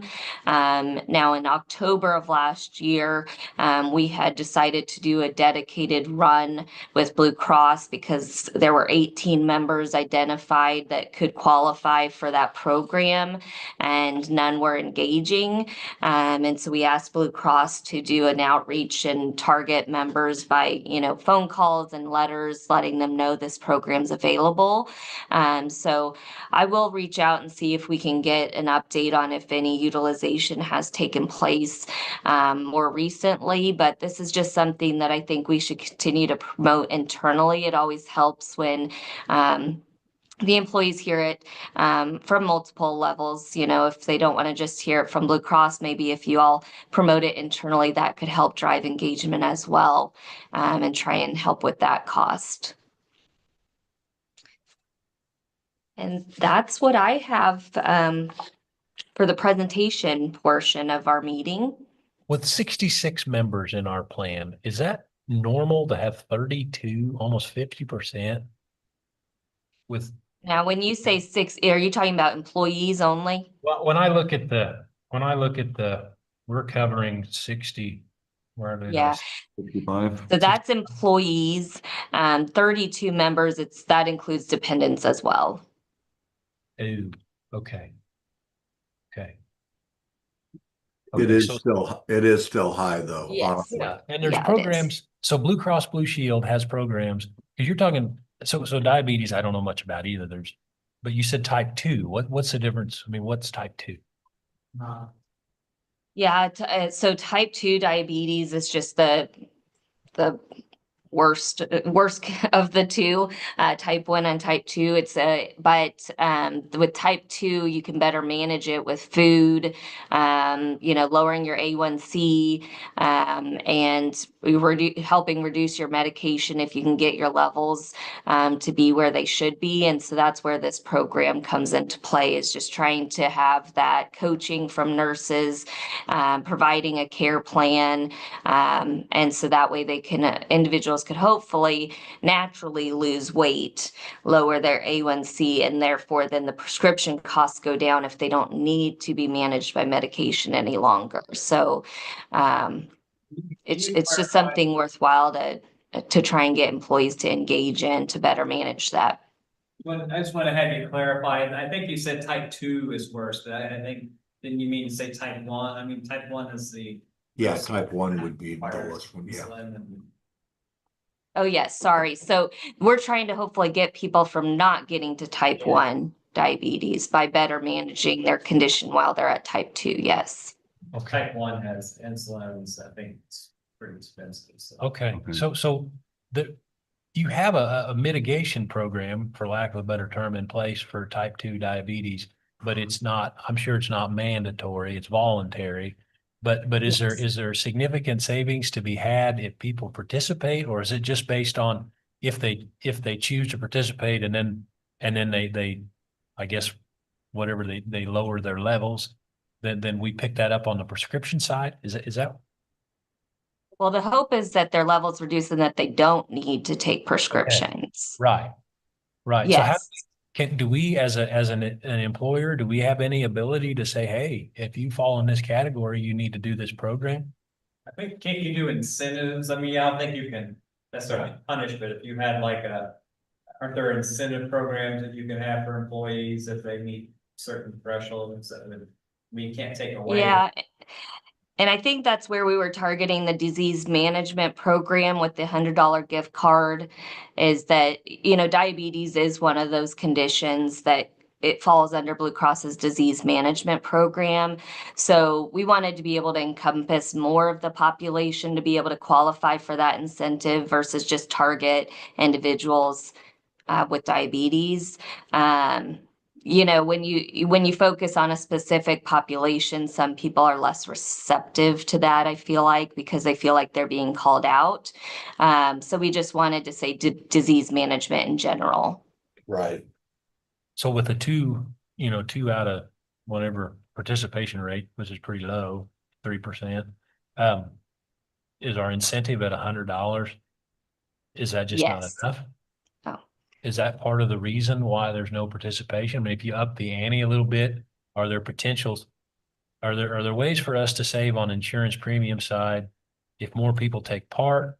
Or is it less of a numbers game? Like, you know, if we had 30 people do it, does Blue Cross say, well, you got 30 people doing it, that's wonderful? Or do they look at the results and the hopefully the less expense, the medical expense of those same 30 people? Is that where you get your savings? Or is it just a numbers game where, hey, you got so many people that are at least trying? Yeah. Are you saying that does Blue Cross consider the engagement with your renewal? I guess if there's an incentive program to encourage folks, and I'm not picking on diabetes, but it's right there in front of me. So if you got 32 people that are in that category, and say we have 2 people right now that are working on this disease mitigation or disease management with the Blue Cross to get this $100 gift card, you know, if they do this, jump through these hoops. If we raise that and got more people to join in the program, does that qualify us for a potential savings with Blue Cross just because they got in the program? Or if do they have to go ahead and see the health benefit before we could get the savings? Does that make sense? I mean, that's a good question. I mean, it's a self-funded plan. So I think by all means, I mean, if we went from 2 to 30, that's going to help us in 2 ways. One, it's going to improve the health of the employees over a long period of time and well, the members, and that will result in lower claims. Those lower claims will help us on renewal. The other thing is we can always work with the underwriter at the renewal to say, hey, you know, it's going to take a while for your program to make an impact, and when we can negotiate, anytime you guys put us in a better position as a result of participation in a plan, that's our job to leverage that information with the underwriter. But most specifically, they're not going to give you just an immediate credit. You know, if we get, you know, it's going to take time, and in general, you know, the health of the employees, and I think that's one of the things that's a challenge is getting people, you know, to think about their health relative to the long run and how they've done things. Because a lot of these people just, I mean, most people, frankly, they just take what the doctor tells them as gospel. And sometimes they're taking drugs that there's a lot of alternatives that are out there. And that's where, kind of like what Jess was saying, we got in this primary care clinic idea for the idea of saying, how can we help the employees become better medical consumers? And it's really hard without having them change their characteristics and their patterns, because people don't change easily. And one of the things that we looked at with the clinic was there's a lot of people that are taking really expensive drugs where there's alternatives that are available that are just as efficient for a third of the cost. But trying to get the doctors in the community and the employees in the community to engage in that it's difficult. It takes time. So will you show us that option when you come back with these benchmarks and this Sure. primary? Yeah, Okay. I mean, we can build on that. And I think, you know, by all means, we can revisit that, and because we talked about it pretty extensively, and we had some meetings with the primary care clinic. They're based out of Holton. Jess, I can't remember the name of that other community that they're in. I don't know if you remember it or not. I think they're in Falls City now. Yeah, Okay, all right, Yeah. no, that's great, that's wonderful, that's out of the box stuff, I like it. yep. Good. For sure. Okay. Any more questions? I think so. All right now. Do you have any more for us? I don't think so, but we've enjoyed the discussion. Yes, thank you very much for your time. I'm glad you enjoy it. I think it's interesting. It's overwhelming, a lot of numbers there, but you're the pros, and we look forward to seeing you again. And the information you have, I think, will help us make a better choice. So I Yeah. appreciate that. For sure. Yep. Well, we hope you have a great rest of your day and we'll stay connected. Okay, right on. Thanks a lot. Thank you. Bye. Thanks for catching that on that one too. Yeah, I don't have diabetes, so I know people that do also. One of those you're born with, right? Type 1 is not really, a lot of times not related to your lifestyle, it's usually bred. Yeah. It's children and young adults, it's they jobs and. Yeah. Regulations. Yeah. That's what, if you're type 2, that's the goal. Getting to. So I'm not sure if she meant, when she said for diabetes, she meant pre-diabetic or that's just diabetic, so yeah. But we don't know. Sure. Sure, this is delicate stuff. It just was right there. And so I was trying to understand too, when I read this, it says this total is 66. Isn't that the total number of people in the plan, or is that Yeah, I think that's in that employees. that's just the total number of employees? It It doesn't include family members. Okay, now There's some departments that's younger, that makes sense. and what we ran into years ago, and we'll talk about it. I'm sure it's what could possibly do something different. You want obviously the younger, and you want dependents, because the dependents and everybody don't. The average age. Yeah. I just keep wondering if a person could tailor some sort of program that, give people more options. It's not like, so now you're either in or you're out. And that doesn't Yeah, seem to we be. ran into that too. I know, like when Dale, Beach's, county commissioner, they turned 65, so it wasn't on our insurance, wanted to have like the plan B or whatever. So there was some issues that they ran into when we do that. So I think you have to have a county plan when people are on. Cafeteria, but Yeah. it makes sense that you could do that, but if you did that, then you'd have. Obviously, younger people deciding, well, I don't need this or this, and then brings it, so. Yeah, everybody, people drop off, the people that are healthy don't need it. They seem, I mean, I've been impressed so far. See, they answer the question I have. Yeah. What do you think? Okay, pretty much. Think for some people that don't use it at all, but we seem like we ought to be able to reward them somehow. Not that it's, I guess if you look at the other side, it's pretty penalizing the people to do, but you want to, Yeah, when you need it, you need it. I mean, there are people that, sure, have been healthy and 1 year. Yeah. They get cancer or something like that. Right. It's- Yeah, you don't think much about health insurance until you're sick, and you're in the hospital and they're cutting on you, makes a big difference. Okay, so, 10 o'clock, you got something? I might, before we start at 10, I've got a meeting with Kick Through, have a new social service director. Okay. Meeting with her at 10:30, so we set down for that. I don't think there will be anything that I saw. Just one thing, we're hearing a lot about tax sale. Can you give an update on the tax? So yeah, tax sale is, I mean, we filed it, obviously, you guys authorized filing, we filed it, there are several governmental entities, IRS and others, so you have to extinguish liens that other creditors have, and so. Right now, those are all being served, we're waiting for, because it's all over the country, so we have to send it to DC, has to be served on the Deputy Attorney General. If they don't waive personal service, and you have to have somebody there do personal service and pay for that, so we're still in the process of getting everybody served so that the answer time start running, so. I'd love to give people a date, it just depends on how quick sheriffs all over the country are serving people. Once we get those back and if they show not able to serve, not, all of that, that's when we do the publication. Notice of the petition, and then that triggers the answer time, so.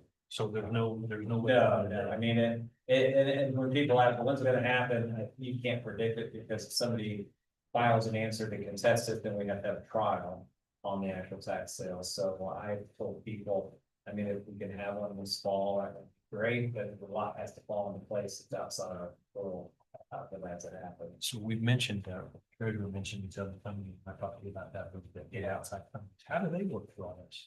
Although it's the same one, I mean, they, same thing, they're gonna have to serve people personal service, so we've done the shortcut to it. It's just, that's the nature of the beast. Is there anything we can do as a county commission? It seems we've got a lot of people that are in arrears on property tax, multiple. And I kind of understand the process. And do we ever drop taxes? Do they ever get this?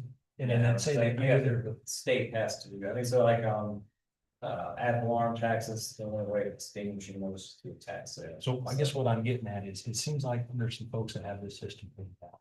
Oh, And they don't pay the tax. and so. And so that the rest of us that are paying, we just gotta pay ours. The penalty there is that they end up having to come in and pay a redemption, so when it goes, once we file a petition, then if somebody's in arrears.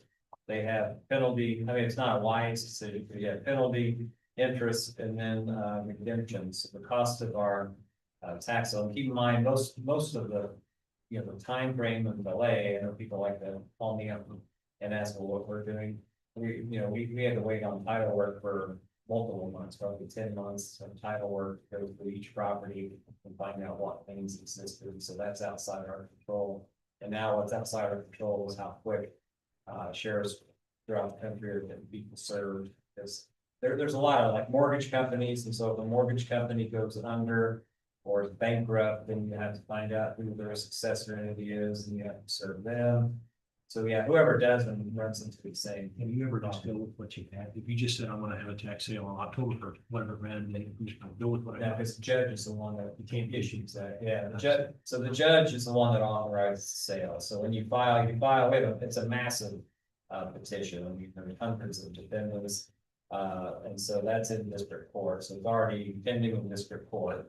And then all of the waiting at this point is everyone that's a defendant, hundreds of defendants, all have to be served either personally by the sheriff, by certified mail, or by publication. I can't do publication until we have sent it to the personal service or certified mail. So we've sent out massive amounts of certified mail, and I've been doing this with one step, and Brady Marcy is the only one, so on top of filing. Criminal, child care cases, journal entries and all of that, she's managing that as well as I am on service and keeping track of certified mail and all that type of stuff. So yeah, I mean, the next one, if you want to do an outside in, that saves me work. If they want to do something like that, maybe take a percentage, but that's where it's at. We're just waiting to see what the answer times are gonna come. So government has 60 days, federal government. There are some up to 6 months. If that's the case, that's the time we may hold on to that property and not proceed. So we can dismiss a piece of property. So if something's going to be very complicated or it's going through bankruptcy, those are the ones we may pull from the tax sale. Is there anything structurally in Brown County that makes us unique to facilitate people not paying property tax? Is there anything we can change? The only thing that makes us unique is that, and I don't want to get into too much detail on that, but we do have some entities that we lack civil jurisdiction in, and so. If you exclude that, is there anything the commission can do? No, I mean, we don't have a policy here that says, well, yeah, you. I mean, if you want to have policy where you will pay a private entity every year or something like that, I mean, we do it more often than neighboring. I know some neighborings spend multiple years, but. When was our last setting? Back in the second. Yeah, it's right before. So we're, I mean, we're a few years back, that's, So, yeah, all right. and it completed itself right after that. We sort of need to, I mean, in my opinion, we need to clean this up and it's a lengthy process. Oh, Can we, so can we engage the services of one of these companies while you're working on one thing? sure, sure. You can do that. Oh, yeah. So, I mean, if we said we want to go next week and engage one of these people, we could, and it wouldn't. Well, I mean, overlap, but what do you? I don't know if they have much to do right now because we have filed massive lawsuit on everything up through when the Okay. even did it, which was last year. So to be eligible, it has to be non-paid for 3 years. So you're on top of everything that's Yeah, up through last year. with your current case. Yeah. Okay, all right. But, and I also tell people, because I used to get the question of the city attorney too, was on the tax sale. I think they think that magically will take care of everything. It doesn't. I mean, for instance, importantly, there are multiple properties from the last tax sale that don't sell. And unfortunately, most of these properties aren't going to sell, then they stay in limbo until somebody. I mean, most commonly, the neighbor will come in and say, I've been mowing it, can I just buy it for $1 and get it back on tax roll? And say, yeah, I'll sell it to you for $10.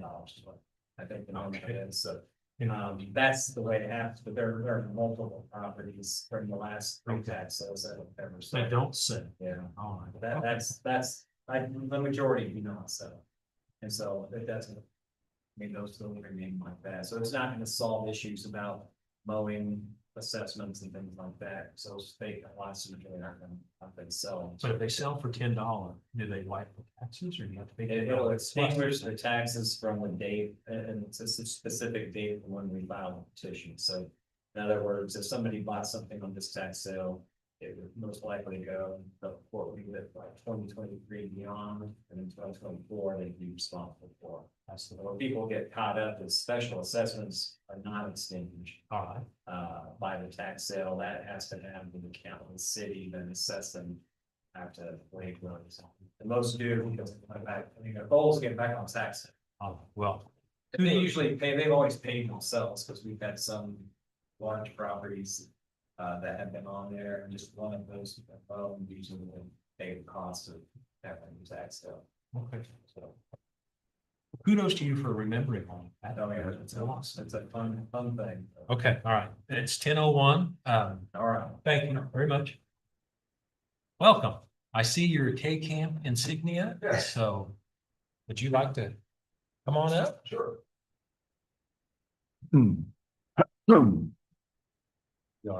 I'm doing very well. How are you?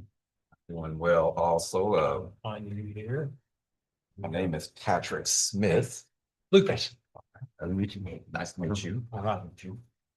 I am the risk manager at K-Camp and What kind of manager? risk manager. You didn't trip on your way in here, any? Nah, Good. I'm Good. I always look at safety. I look at fire extinguishers, make sure they're. So, David had asked me to come up here because I think he met with one of you guys. I talked to him on the phone. Oh, okay. You guys wanted to make sure that you were doing everything. right. Everything we can to get our premium or our contributions, Yes, you know, yes, as yes. low as possible. So I was just gonna go over like an overview of everything. Okay. There's like, We are one commissioner short. He had to leave early. oh, Do you okay. have an extra one I of these? sure do. Okay, thank you. Thank you. So I have that overview page right there. Uh-huh. That, You want one of these? Okay. oh, She said, no. you, Yeah.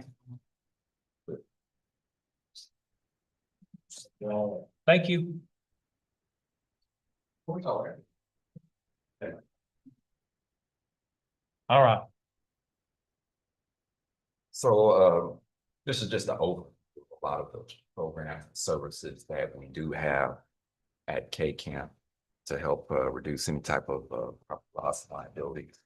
The first one, attorney assist. It looks like you guys have been using the attorney assist when I looked at the utilization report.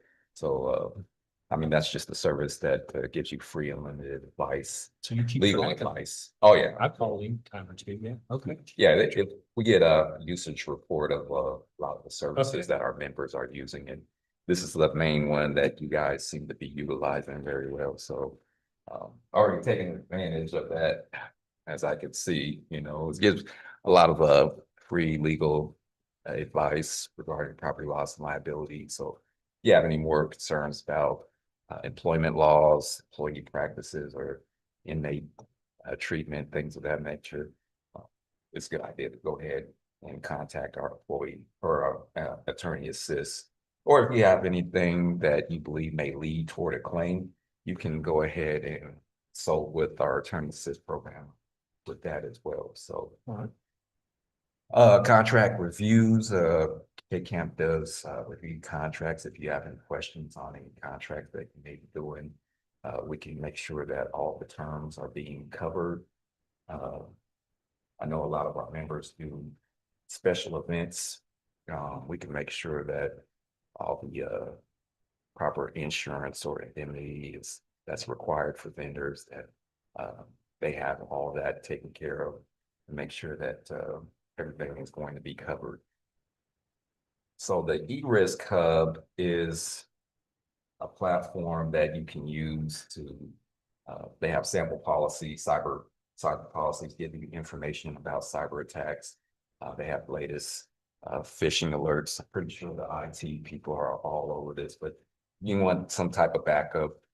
This is a good little platform also to go ahead and look at. And if you want to update some cyber policies, you can utilize a lot of the policies that they have available to you guys right here.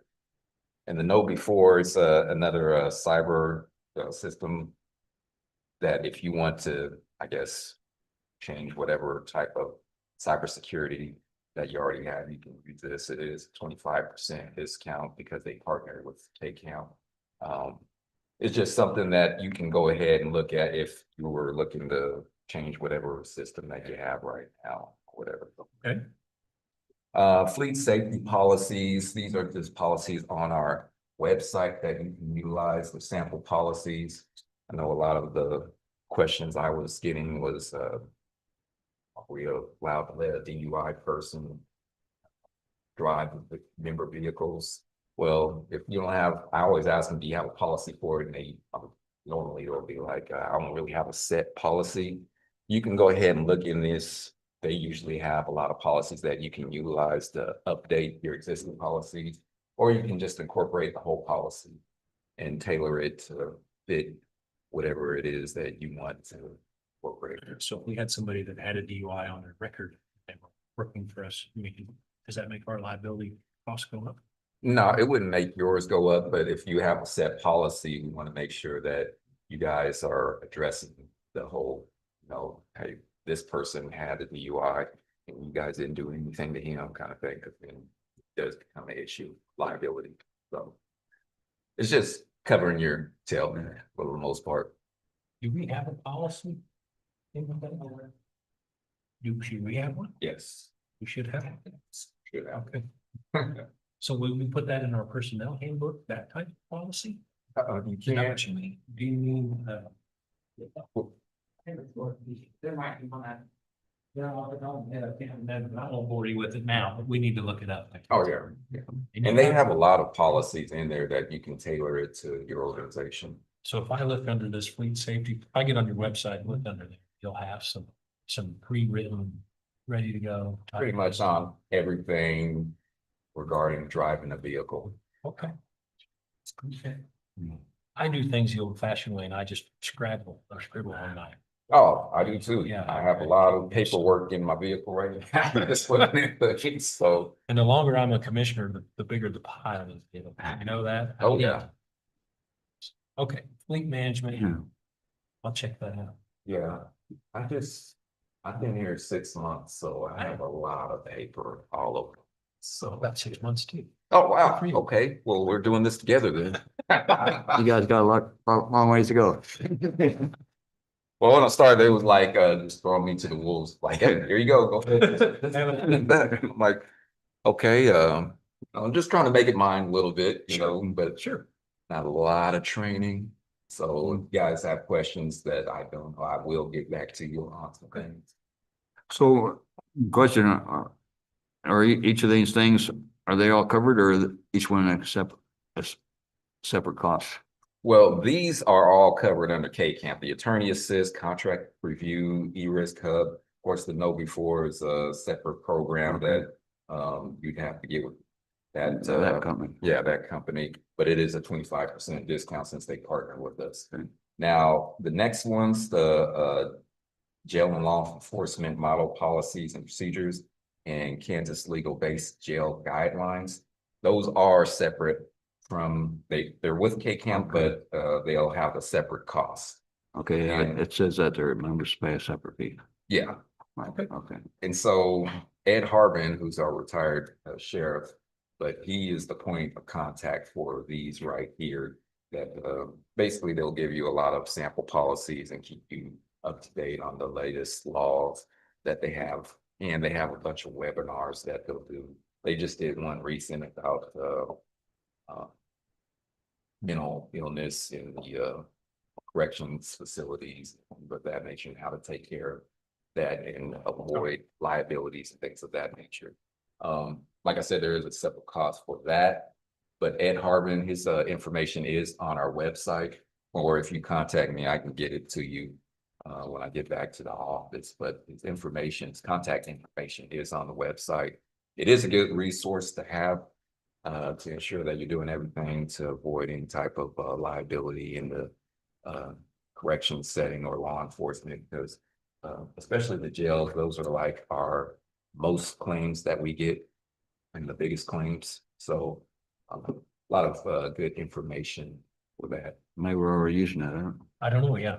Sheriff was here, now he's gone. You could ask him. I didn't see that We don't use it, okay. Okay, property risk assessments, we do have our claims adjusters that come out, they'll do assessment on any type of damage that like, weather damage or anything like that. We'll make sure that guys are getting the proper information on what kind of hazards maybe from whatever breakdown or. have they done the thermal imaging of the electrical panels? We've done that.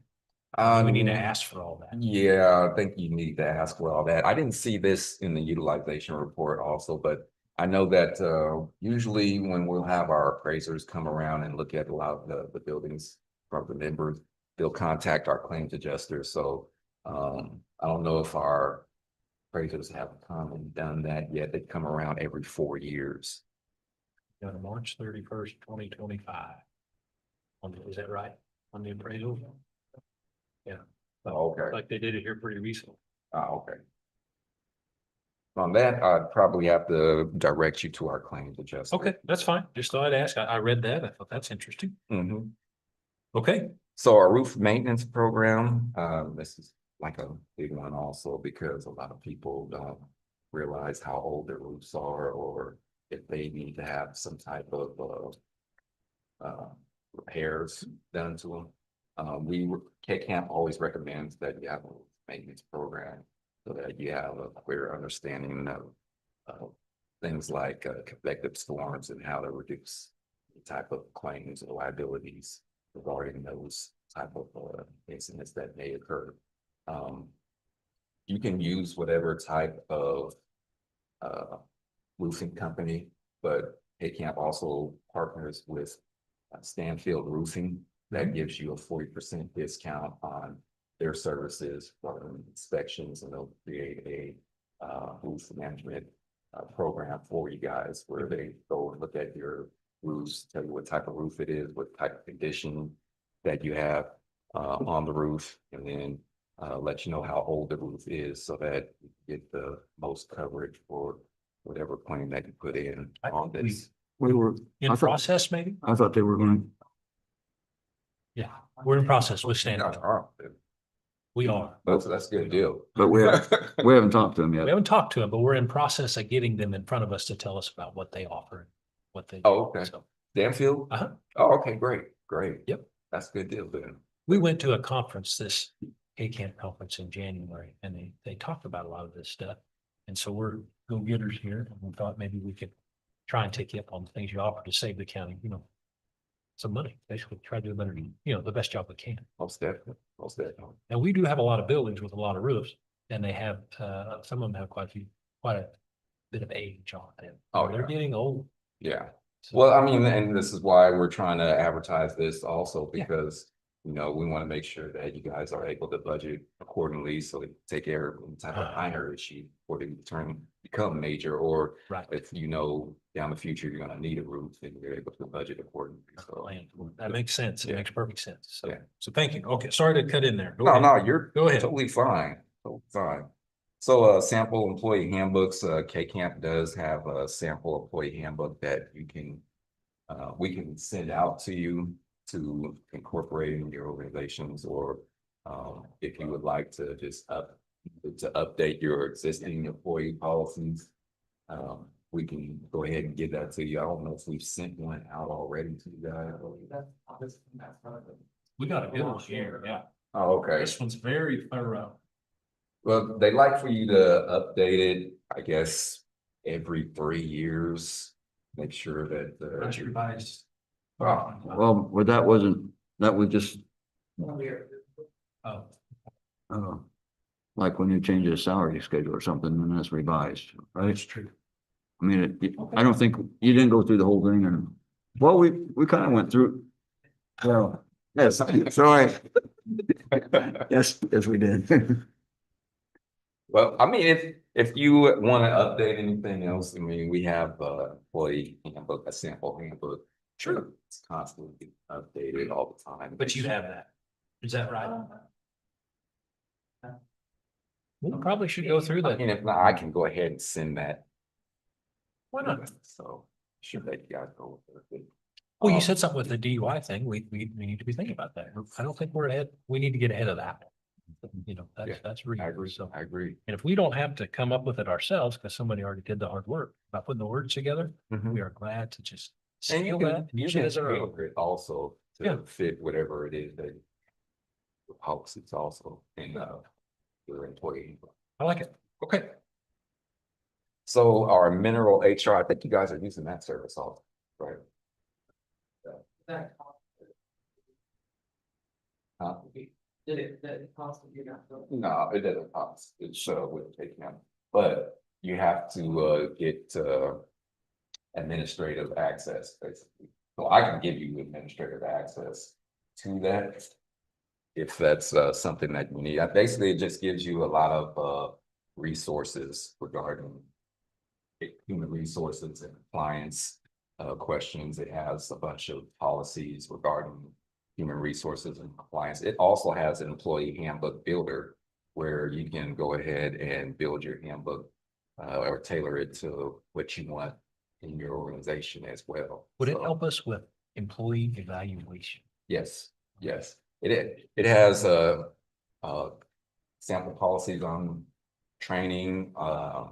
With that, it has you can talk to live consultants if you have questions about, you know, it can be HIPAA also, or any type of workplace violence, or any other unnecessary behaviors in the workplace. Okay. It has policies on that, and you can talk to the HR professional that has training also. Training on workplace violence, harassment, discrimination, all kinds of things. So if we take part in some of that training, does that help us on our contribution side, or is that more? just- Yeah, I was gonna get to that here because there's a whole another So our incentive HR based. department is right over there, and she, I mean, I'm correct, right? Okay, so they do this, and it's, our HR is a little bit, because I mean, the commission has the authority, right? But you're the, tell me how it works. Explain the system to me is the best way. But we rely on you a lot to tell us about those. So it's a little bit disjointed. So would they have some ideas to make it a little more streamlined? Yes, well, like I said, there's the HR professionals that you can talk to and they can give more insight Okay. on how to go about doing that more than I could. Actually, but I mean, you're able to talk to these professionals at any time. All right. So And that's all part of the service. We're already paying the bill. it's all part of the service. I just have to be the one to give you the administrative access. Because whoever is the administrator can actually have access to calling those people and I guess giving out whatever type of training to the employees. If you're requiring some type of human resource training or compliance. They can be the ones to assign all this training to allow the employees. And it can be any department leader that wants the administrative access, or they can go ahead and assign it to their employees, but the, discrimination, everywhere, so they can, be in like Road and Bridge, they can have somebody have administrative access there, or law enforcement. We can give it to any type of department leader, and then they can assign the training to their employees if they're requiring training in a certain topic. Okay. If we wanted to use it for employee evaluation, you can theoretically do it the same. Give the department heads administrative access, and you may have a pre-populated evaluation form, and you just fill it out. Yeah. Is that right? Yeah, they'll have sample forms in there, they'll have sample policies, they have a lot of sample everything, so. Oh, well, that's news to me anyway. That's neat. Yeah. So, human resources is very complex. Oh, yes, yes, yes. That's why we offer this service right here. So why do they call it mineral HR? I'm not sure about the mineral part, but HR, I can only tell you it's mainly human resource and compliance. Okay. Okay, So wonderful, wonderful. that's what it is, though. And will you reach, I guess. we Oh, have your if- contact if you information, guys, so we got it.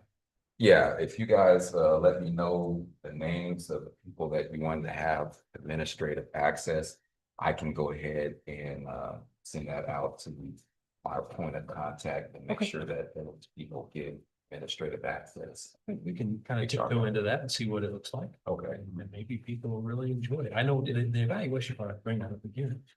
Is there, we have policies for that, but they're pretty random. And I think the gaps between evaluations, go in both directions, actually. Is too big. Oh, yeah. Part of that, some of the other boards I've been on, we did it once a year. I mean, we just made a habit of doing employee evaluation, employee evaluation. So people can't learn, they can't grow, they can't fix things if they don't know. So, Good. Yeah, they'll have a lot of information, sure, wonderful. Thank you. make it more clear. And concise for you. We like that. So, K Camp Online University. I can't remember if it's one anymore, but I got the name of it. In case, K Camp Online University gives you a wide range of training regarding everything, basically, law enforcement, corrections, EMT, firefighters, human resource, and pretty much anything that you can think of. K Camp Online University has a training for it. Okay. This is another one that I can give you admin access. It's covered under K Camp also, but they have a online catalog of all the services and training that they have available for training courses. And John D'Angelo is our point of contact on that one. He also has webinars on our website. Whenever we have a webinar, we usually post it on our website. So you can go ahead and look at that. Also, it gives information on how to go about assigning the training courses to your employees and how to navigate through K Camp Online University's website. So it's another good resource to have also. They're requiring some of your employees to be trained in a specific area. So our Rhodes Scholar tuition reimbursement is basically they reimburse a portion of the cost of $50 per employee on courses under the Campus Rhodes Scholar program. Usually a lot of our road bridge people assign to take this course for the most part, but anybody could do that. So I don't think we do much of it. okay, well, anybody can still take these courses, right? Are they courses you offer, or are they courses that I mean, does KCAM offer these courses specifically, or they just? It's a Kansas Road Scholar Program, basically. So That's an basically, it's actual- kind of like a partnership that will reimburse up $50 if, So is of Road the Scholar, cost. is that a state program then? Yes. Okay, like KDOT. Is that Yeah, part? Okay, all right. Interesting. So sometimes a lot of the costs will be like $45. It'll cover the whole thing, but whatever the cost may be, KCAM will reimburse $50. Okay. Just need to make sure we get all the people's names that took it and information on who passed the course and things of that nature. So for employees, is it informational here, or do you work for some sort of accreditation if you complete these courses? Is there a graduation level that Maybe you get a Road Scholar- certificate. Your certificate. Yeah, you'll get a certificate showing that you completed it. Okay, interesting. So another one also is our defensive driving course. Okay. Yeah. And that's another thing where, you know, I don't know if it's on my overview, but it's another thing that we offer also to our You give members. us, we have that. Okay, good. Yeah. Gives you more information on there, but That'd be good for the, say, law enforcement also. yes, everybody that Everybody. is required to drive their vehicle, they can't recommend that they take a defensive driving course. Okay. And when you get your certificate from that, you're able to take that to your personal insurance and get a discount. So it's more of an incentive. All right. Also, Nice. Plus you get paid to go to class, right? yes, During business hours. yeah, there you go. So it's good, it's another good deal. So a class like that, a defensive driving class, it's live classroom training, which I mean, take that to me in person, right? And 2.5 hours per class, so are you driving, or are you just? Nah, Not at all. It's just Just sit down. basically, we give PowerPoint presentation on a lot of things that are coming up that you're aware of when you're driving. Okay, is there a minimum to have a class then? I'm trying to see. No, we don't have a minimum. I know see, I'm getting certified right now, actually. Okay. It's a driver training. Okay. But I've gone to a few of them, and we had one where we had it was 8 or 9 people there. Okay. They're usually about 20 to 30 people. For the So most just part. trying to figure out how to schedule this. Would it work? If we were interested in doing something like this, just pick on the road and bridge, because would you try to pick a day, in the winter when there's not much going on, and we can just sit down in the office and they do their thing? Okay. If you have the people that are available at a certain amount of time, that more people are available at this time, then Okay. we could do that. Or we've done them like twice in one day, where we'll do one session in the morning, or we'll do another session or afternoon time. So we could set it up that anyone in the county that has to drive as a part of their county job, we could set up a day or 2 days, whatever, to get everybody Yeah. there. Just say, hey, come during one of these windows. Kind of whatever fits you guys' schedule, because we've done, like I said, we've done, 2 in one day, or we've done like this, we've done one this day, and then the next day we'll do it another day where it's at this time. So we can come back, do it, day by day, or And week by week. does that come with a pretty good incentive as far as KCAM, to have that class? Does that come with a savings potential? Yeah, it's something that they require, basically. Well, they would like or recommend, I'll say that. Okay. And just to make our drivers aware of the cautious that they around. Like, we get a lot of road and bridge people that get here, law enforcement, they'll get here, their EPs when they're traveling on dark roads, they get here. We want to make sure that everybody's aware of that, and I guess it makes them more cautious of people and animals, so if they Okay. come All right. potentially running the road or something. All right. Got a question is there not something we make them take online already, or? Right, I can work. Saving the thing. That's the, for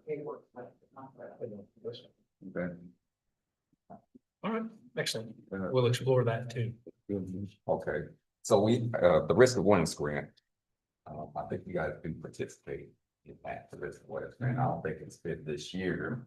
But the risk avoidance grant is something that we set aside $2,000 for all of our members annually to reimburse them for whatever purchase of a product or service that they use to help reduce the risk of property loss liabilities. So a lot of it, grill guards or cameras for the vehicles or cameras for the courthouse.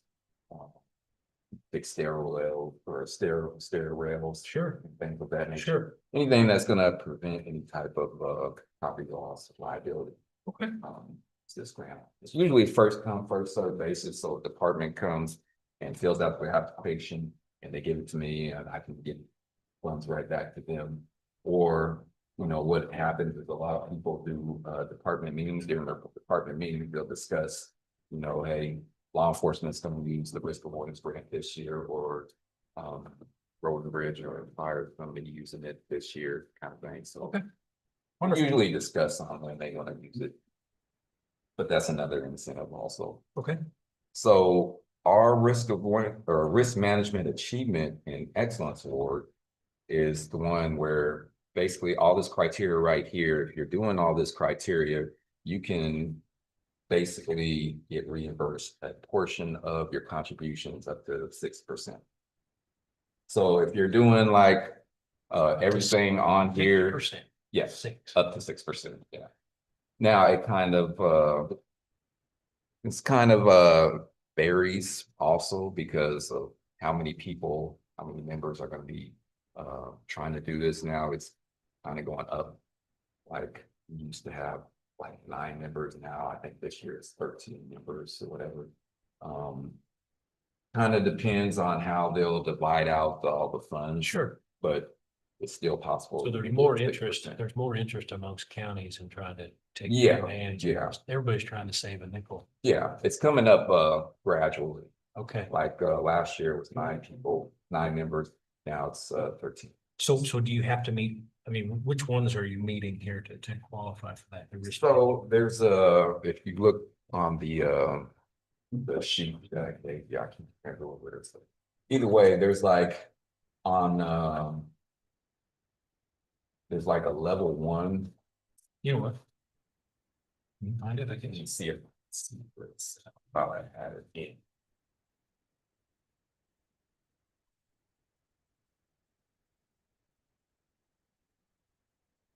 My memory serves, we're over 200,000 in the KK. That's our contribution. It's a pretty big number. 6% of that, yeah, it'd be $12,000 bucks. Okay, I don't have it. Sorry. But I will I'll send it to you guys. In any case, there's there's a level 1 where you complete like half the services, so to speak. Oh, okay, thank you. Look at that. See? Oh, it was in yours. Oh, sorry, I didn't put it in all of them. Oh, right. So it's like if you complete this amount of criteria and it all has to be like 1%, then you'll get 1 to 3%. If you complete all of the criteria, then you'll get 4 to 6% of contribution. So it's like all of this, if you only did like all of this right here, then you're just gonna get probably 3%. But if you're able to complete everything on here, then possibility is 4 to 6%. Okay, well, we may be doing some of that already. Yeah, you probably are more than likely. Okay. And some things I have no And idea. then, it just basically depends on how much you're doing and then how much percentage that you'll get back. All right. All right, but other than just monetary, the benefits is, we should have the education and understanding. I think we've gone to the programs, hopefully. And the programs, I'm sure, are designed, they're interactive. I'm sure you want questions and they're not just, you said PowerPoint, but you're just going to talk to people and give them a chance for questions and things like that. Yeah. Okay. So the reason I bring it, sometimes we go to meetings or have presentations just for the sake of having a presentation. But you're looking for something. Yeah, we're looking to reduce Yeah. type of property loss and liability. Okay. For the most part. We know we can't you know, prevent all property loss because, you know, with this weather. It gets It gets wild. crazy Yeah, around here, yeah. you know, but the ones that we can prevent, and you guys are taking the necessary steps to prevent any type of property loss and liabilities, we want to make sure that we're trying to give back and reward you Okay, for your efforts in reducing the risk of property loss and Okay. liabilities. excellent. And if you have any questions, I got my card right there. I see in the, that. Folder.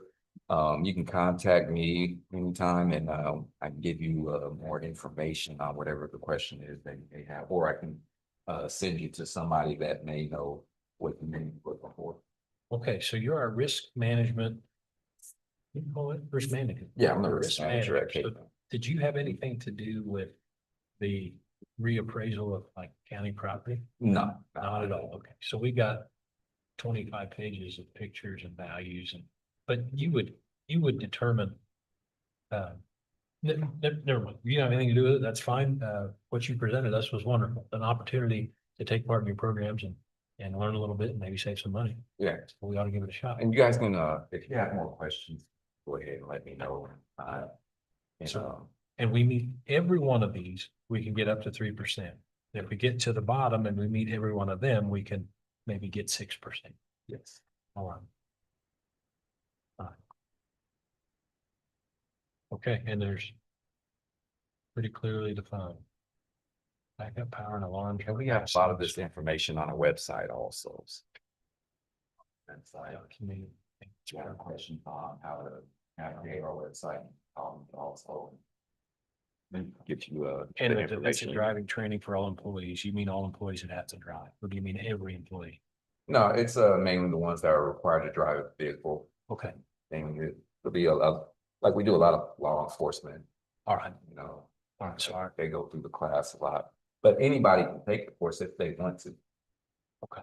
So if anybody wants to volunteer to take it, then that's fine also.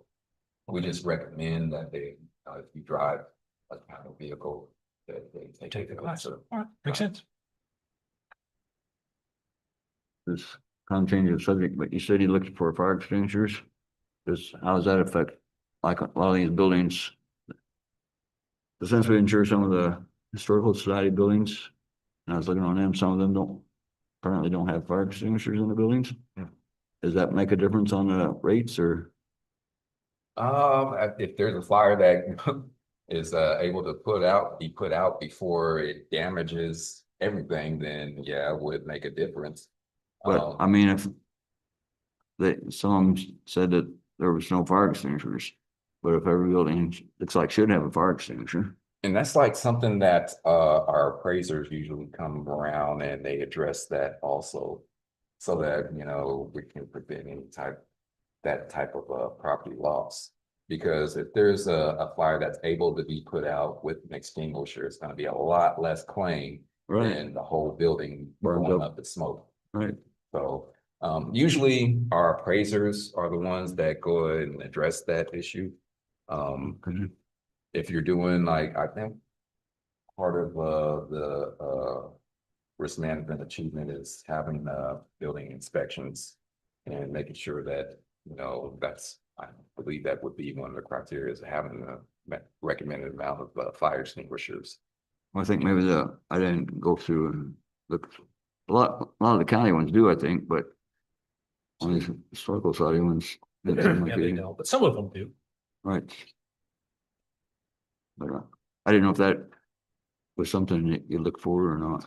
Yeah, but when we get like the reports from our appraisers, that's usually generally what we'll go off of if, you know, if there's a building inspection that we look at the form and see that, hey, this needs to have an extinguisher here, then Maybe, look for the corrective action and make sure that it's actually getting taken care of. maybe some of these buildings, there's not that much to burn in anyway, so, I mean, if they got a concrete floor or, Sure. Look like at the courthouse, we have a lot. right. We have a lot of systems. Okay, excellent. So any more questions that, because We've learned a lot. I think we'll be in touch because you're going to reach out about this mineral HR. I'll ask the sheriff about these two with the jail guidelines. And then some of the things, like I said, we're in process. and the employee handbook would be helpful. Okay. Got a lot of good stuff. Good. So if you guys have any more questions, go ahead and let me know. Well, we're glad you came out, made time for us. Appreciate that. Not a problem. Oh, not a I'm sorry I problem. made you work on those too. Oh, Should have no. got your way. I got. For you guys, I'll follow you. Thank you. Thanks. Yeah. Appreciate it. Thanks for having me, guys. Yeah, well, are you going back to Topeka then? Oh, yeah, I got it actually in another spot. that I All right. Go to real quick. So, Right on. I try to schedule everything on. Very like, smart. days. Very smart. Yep. So, I'm gonna head on down there. All right, appreciate it. Thank you. Thank you for having me. Good to have you. Okay, wonderful. Is there, looking at the agenda, wherever it was, is there any, here it is, it's under here.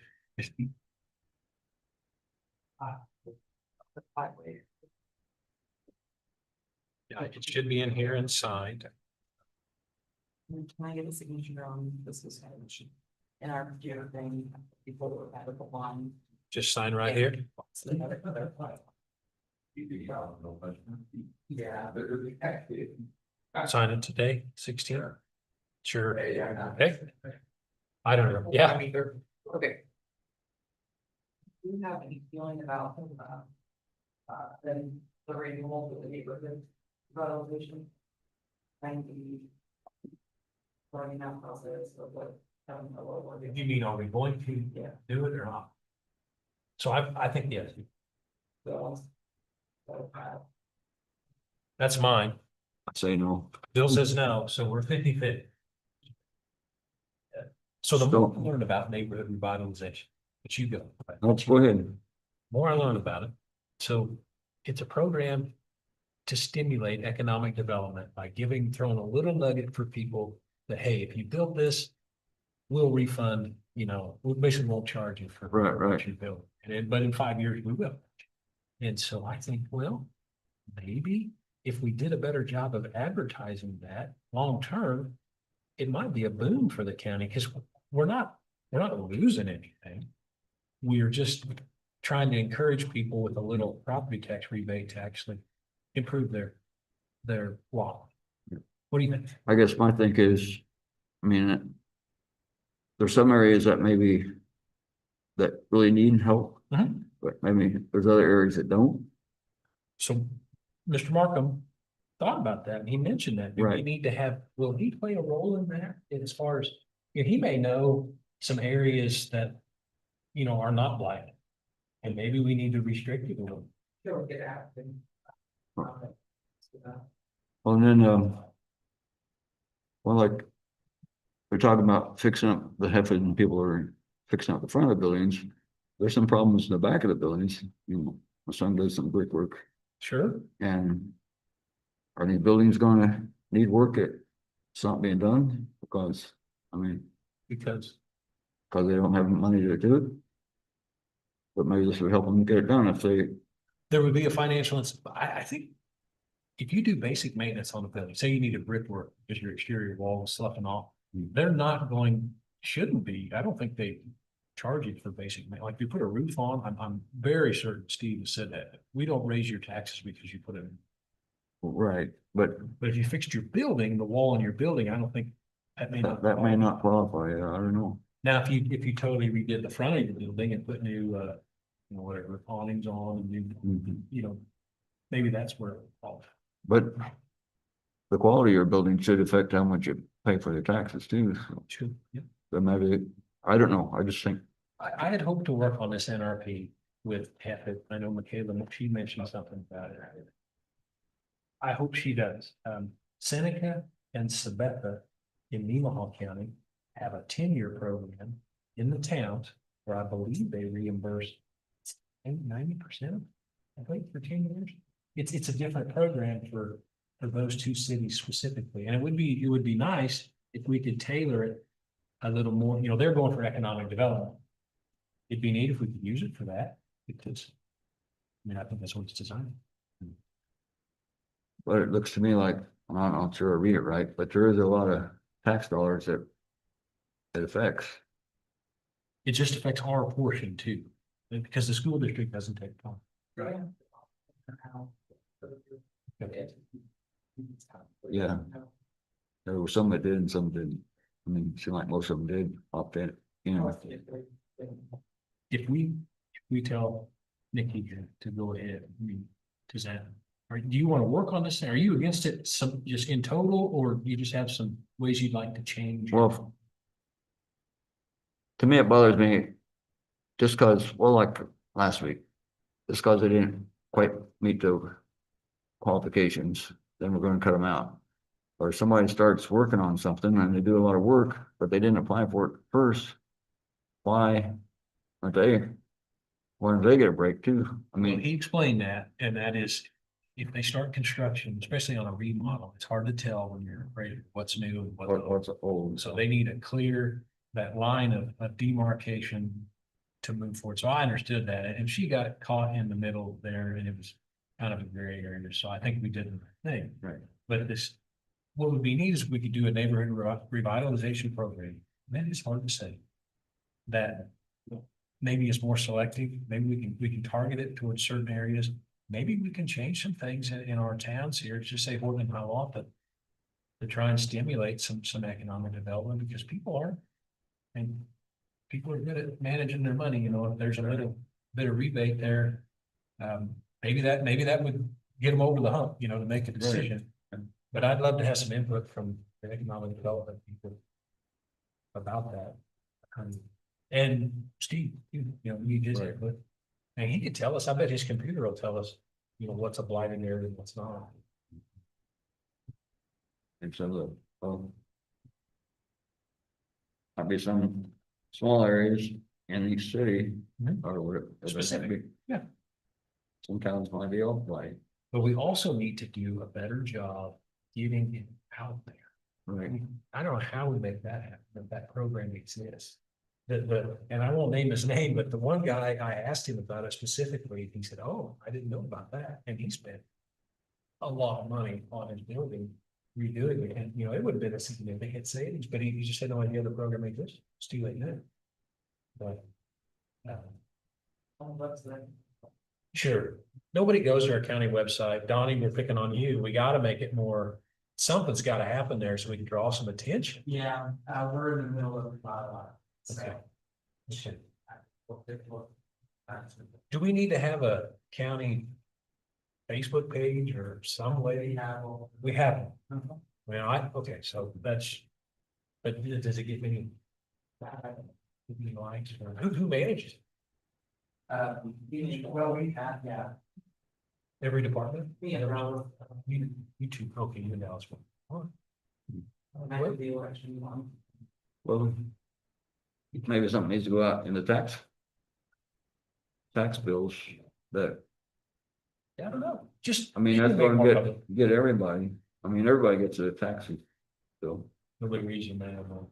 Well, or when you get the statement that shows what you owe, Yeah, you read that part. well, by Maybe. then, you're so mad, you don't want to read anything else. Right. All right, okay. So can we safely say we want to pursue the NRP? Look into it, Father. Okay, all right, and do we need to reach out to Michaela? Okay. And maybe send something to Horton too, to their economic development, possibly. Okay. All right, And then that packet yeah, has everything. I saw that. Is there anything on where people look something and have a big cost of things that I'm still?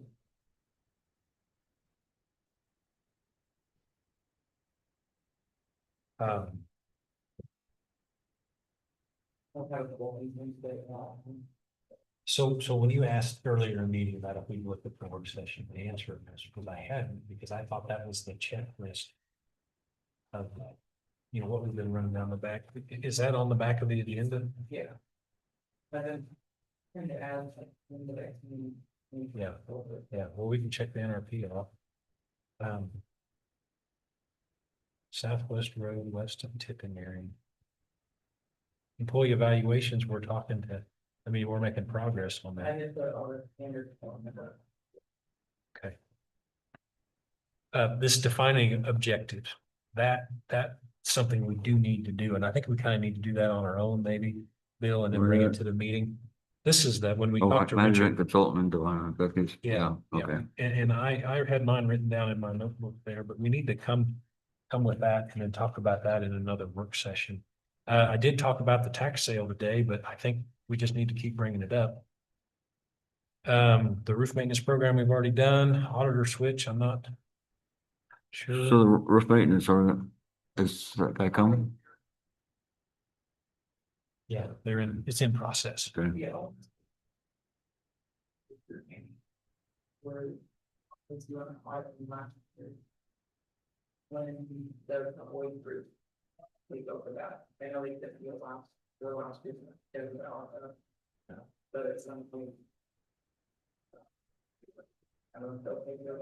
The actual audit, the Lloyd group does that also? And, but they couldn't do it last, because the office. Okay, so one of the things we learned, we should have the same person help us with the budget that does the audit.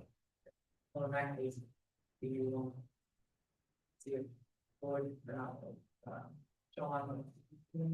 that's themselves, then I don't know. I wish I knew that answer. I'm not sure.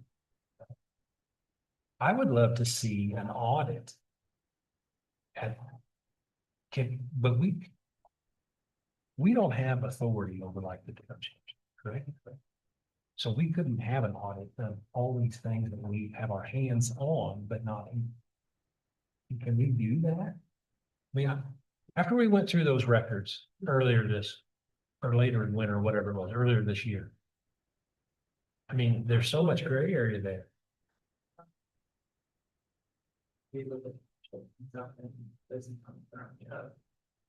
Yeah, I think so. I don't want to. Have a handbook. What seems to be a struggle, with you, anyway, working with me, trying to get signatures and everything.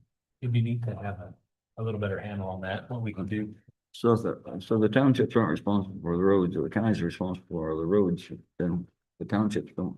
I mean, that's a big part of what the townships do. What else do the townships do besides the roads? I don't know. Fire protection, it's part of it. Yeah, all part of it. What else do they do? Any library?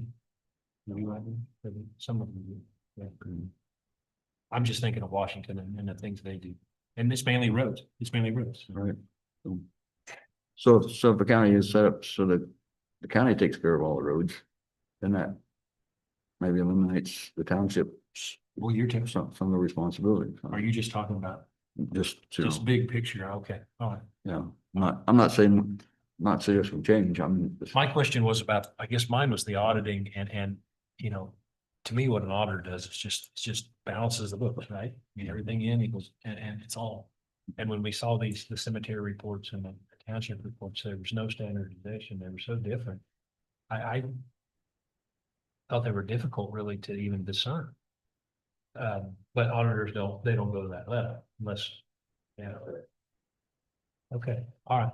Well, that is one thing from our K-Camp meeting. They said, you know, don't have the same person do the budget that does their audit.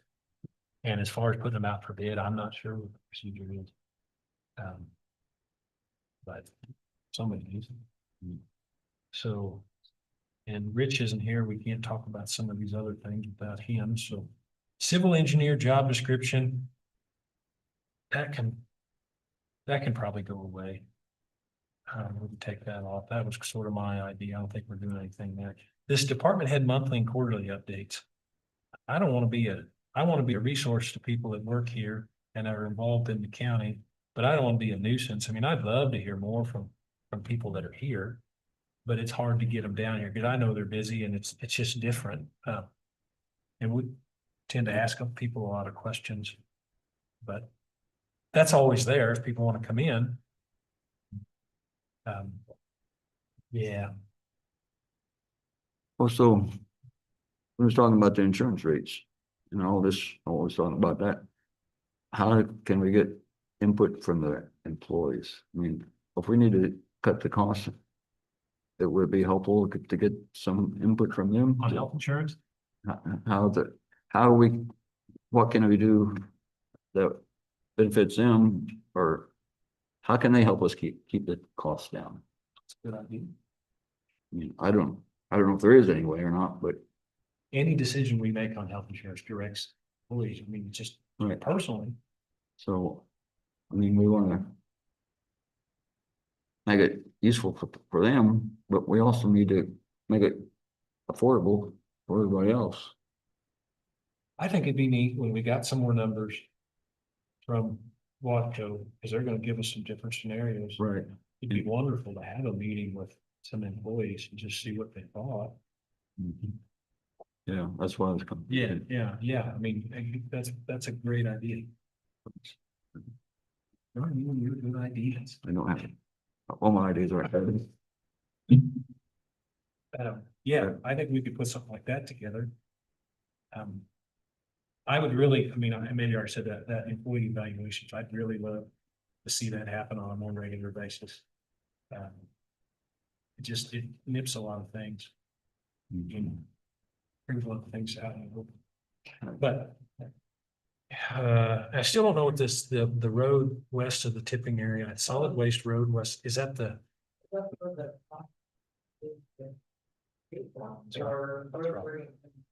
That's right. So what Don has at the landfill is the current C and D dump is a dirt road.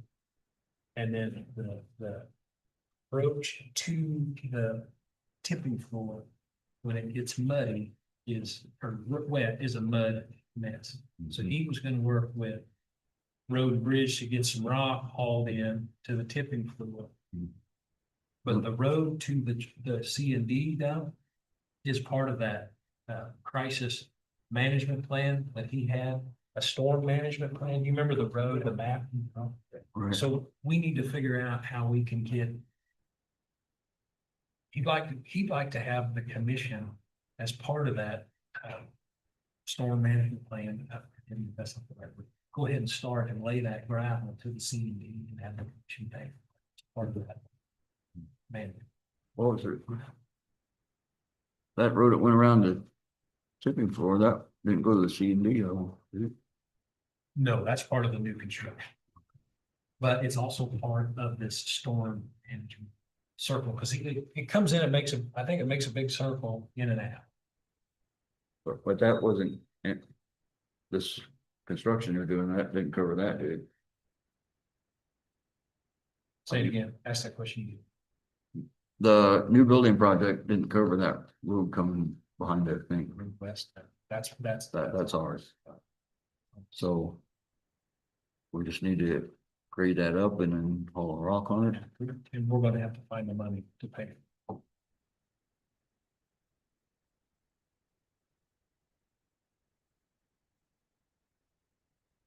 What time and it takes, how much.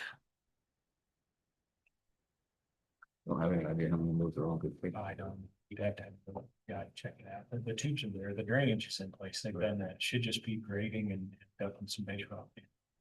But he would like, again, so when it rains, they shut the CD pit down, and then they get it back on, because people come up on those CD, then they just dump it in the tipping floor, and then it really gets them backed up. So I know he'd like to move on the road to the CD pit. Yeah, so that'd be important.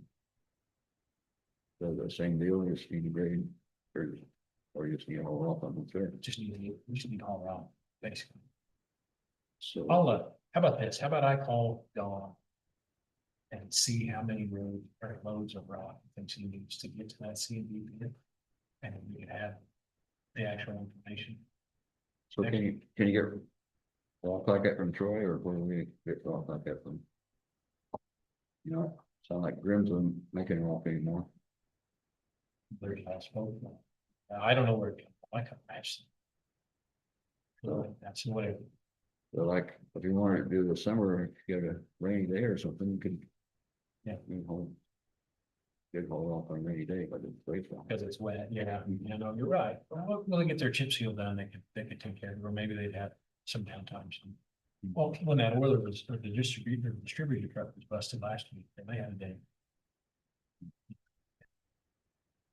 Okay, I'll call Dawn, long conversation, I'll call Dawn, see what it takes to get. And we can talk about that next week. Okay. So we have an idea on that, or that gets that taken care of. It needs to wait. It needs to wait. And then Bill, here is your third one to advertise someone for the assistant position or. Before he takes off, we need some to that. Do we don't put that out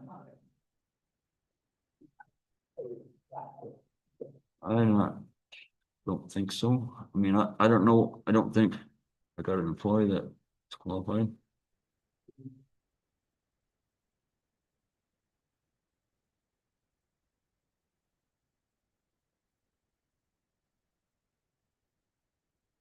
So. I don't know that a new employee, well, unless. They'll move somebody from another district or something. You know, I don't know how that works.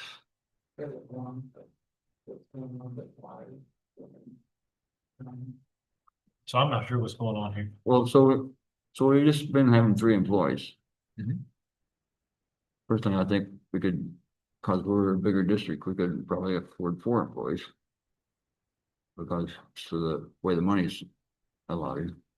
But so we have 3 full-time employees now and 1 part-time. So I thought, and I don't know.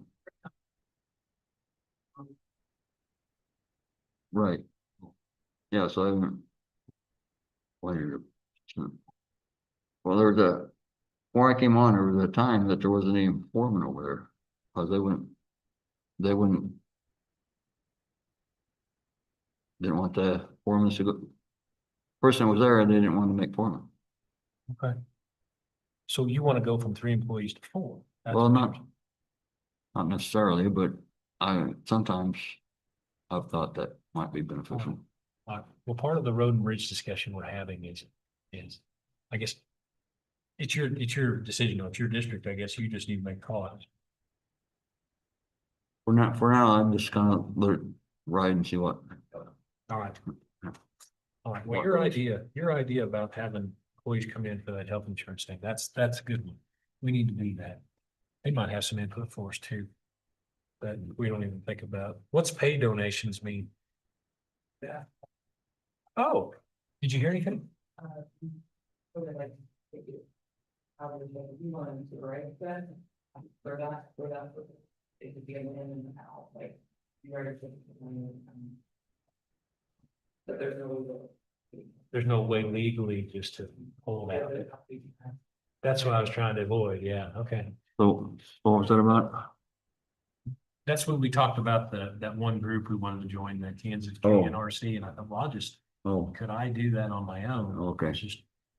But evidently I can't, I can do it on my own, but I can't use. Okay, so that we can take off the list, because now we know the answer. Cool. So, All right.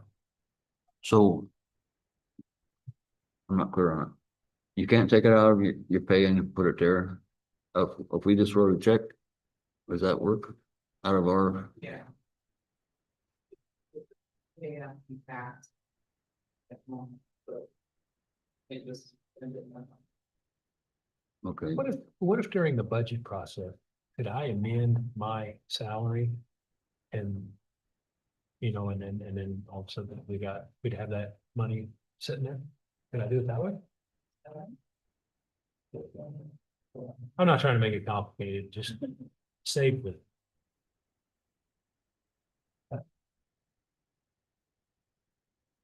my thought on that program was. When we. A lot money for economic development, maybe we should take some out of that and put it in. Out of the economic development.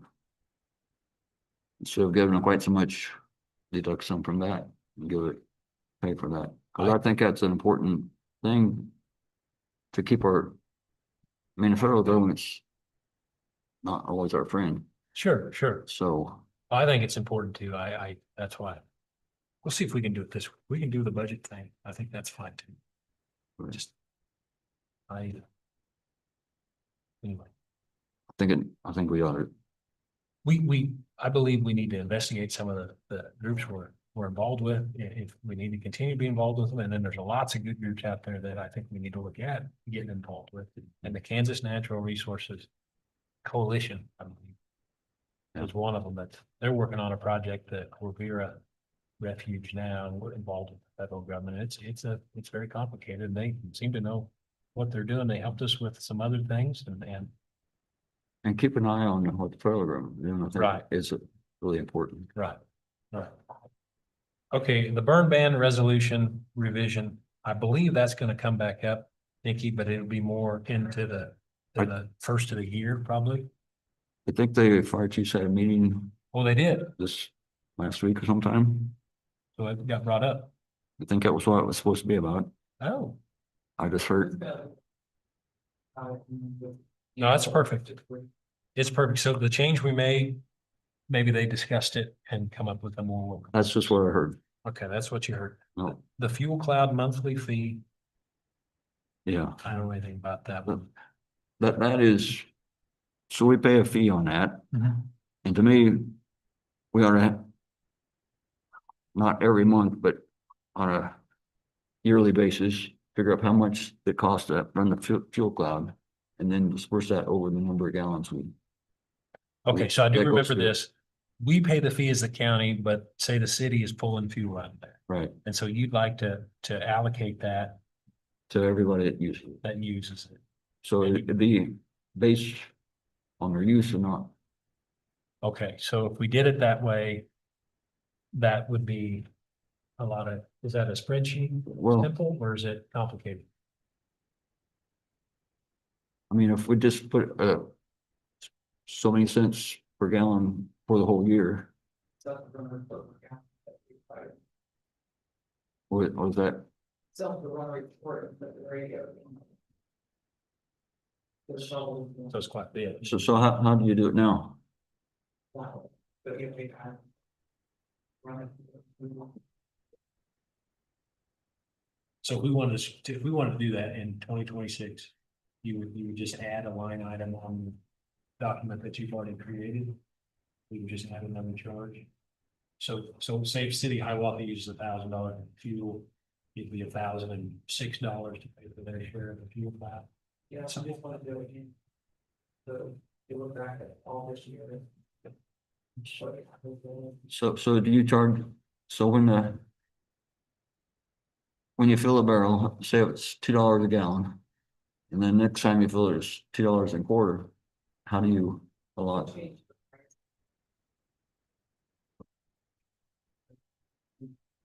The price is figured in. Okay, so I guess my thought was if you just add that, what, few cents on to the price. So that, or whatever charges 2 1/4, if it's a 5 cent add, then you, from that time on, it'd be $2.30. If they dropped it back to $2, it'd be just You just talk $2.05. about a surcharge and every gallon of fuel. Yeah, That's what you want to do. I mean, it sounds fine as long as it's not a bookkeeping nightmare. so, I can never tell by you reading. I don't want it to be a bookkeeping nightmare. No. It's not that. It could be done. Is it a significant amount of money? or 120, 122, I think. As the county, we would probably use how much fuel percent?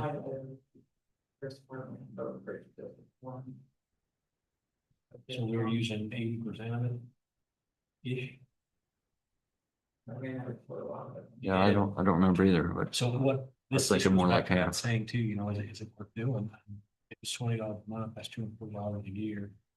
no, it's $122 a month or something. But I was trying to do the percentage. If Oh. the county itself Oh, okay. is 80%. Yeah, I'm not sure the county's that quite that much. I was thinking it was a little. But anyways, yeah, so $20, so that'd be $240, but No pressure and no rush, but if you ever have a few minutes where you can work on this, could you come up with some way of getting reimbursement in a way that works for you? And then we can take care of it and we can scratch it off the list. Does that work? Yeah, so if she can manage it and it doesn't take, what if it takes 4 hours to do $40 worth of work, then it doesn't That's make any not- sense. oh, but it should be, Yeah. I was thinking of it just automatic and you didn't have to. Okay, all right. Anything else? The ambulance services contract, I was looking through that, it talks about the part of the first part or whatever is Hiawatha in Brown County, but I don't see anything in there about what Hiawatha pays. Whatever you send out the, I believe Kevin was working on refining that language, so we got rid of all that part of the first part stuff. Is that what you mean? well, whatever you send out. Huh?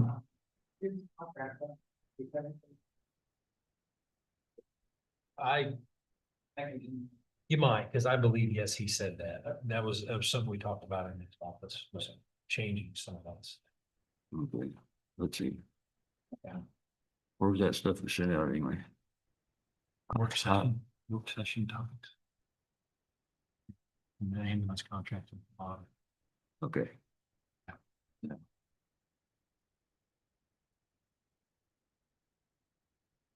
And we discussed this HB 2134. That's gone. I mean, this list disappeared. Now, Donnie, we didn't talk about the shorts policy, and I'm avoiding it on purpose because I want to talk about dress code stuff in length here at some later date, okay? I don't want you to think I'm just taking the chicken egg. I'm talking. All right, and then I think we've done. I think that's it. I think we hit about every one of them. So I sent that document that I asked about, and I sent that to Keith, and I haven't heard anything. So, I mean, that one's not gonna go away, but it's not on the front burner. Do we have our meeting scheduled for the end of June, the basement? There's, For the the month well, end. end of the month, we need to have the jail.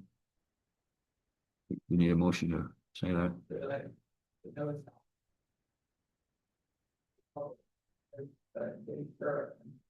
Do we still have time?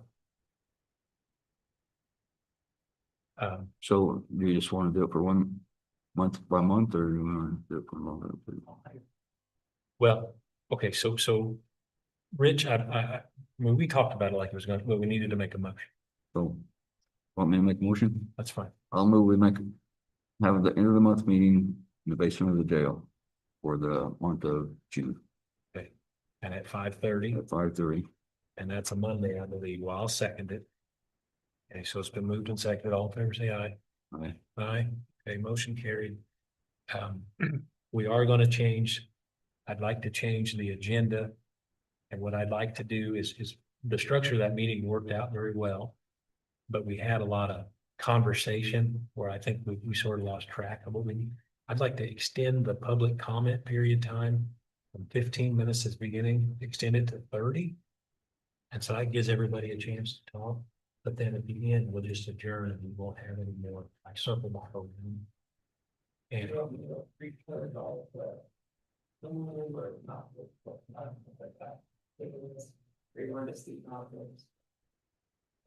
say that again. The conversation.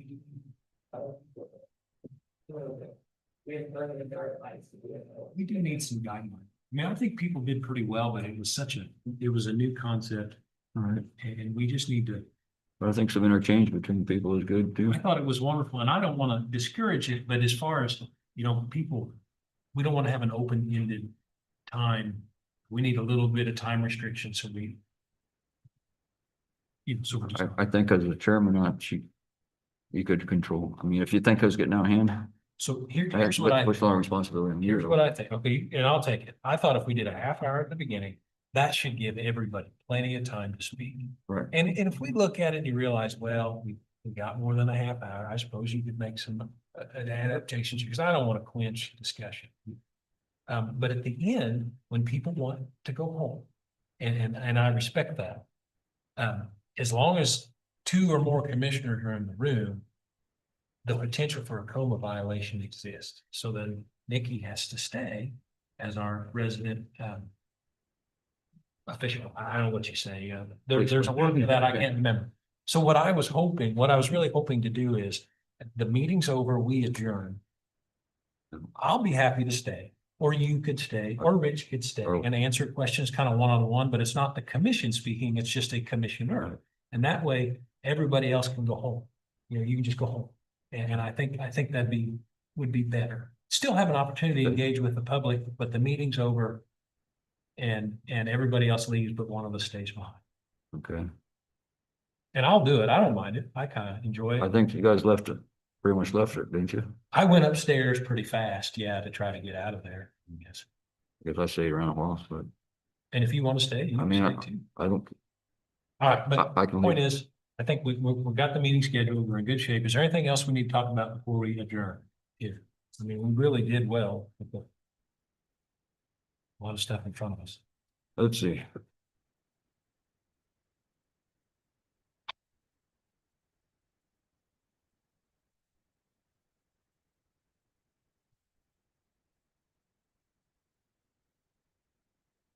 Good, pretty much. I had some questions on those appraisals, but other than that. On the appraisals, About that later when Rich is here, I think. The one that went up significantly on the house. Okay, and everything gets signed. but they're all passed on the payroll, I just want to. All these are signed and completed. We have the Okay, minutes right I there. got this. But if that's all that's in front of us, we're done. I'd make a motion to adjourn. Second, Hey, moved and seconded. All in favor, say aye. aye. Aye, aye. All right.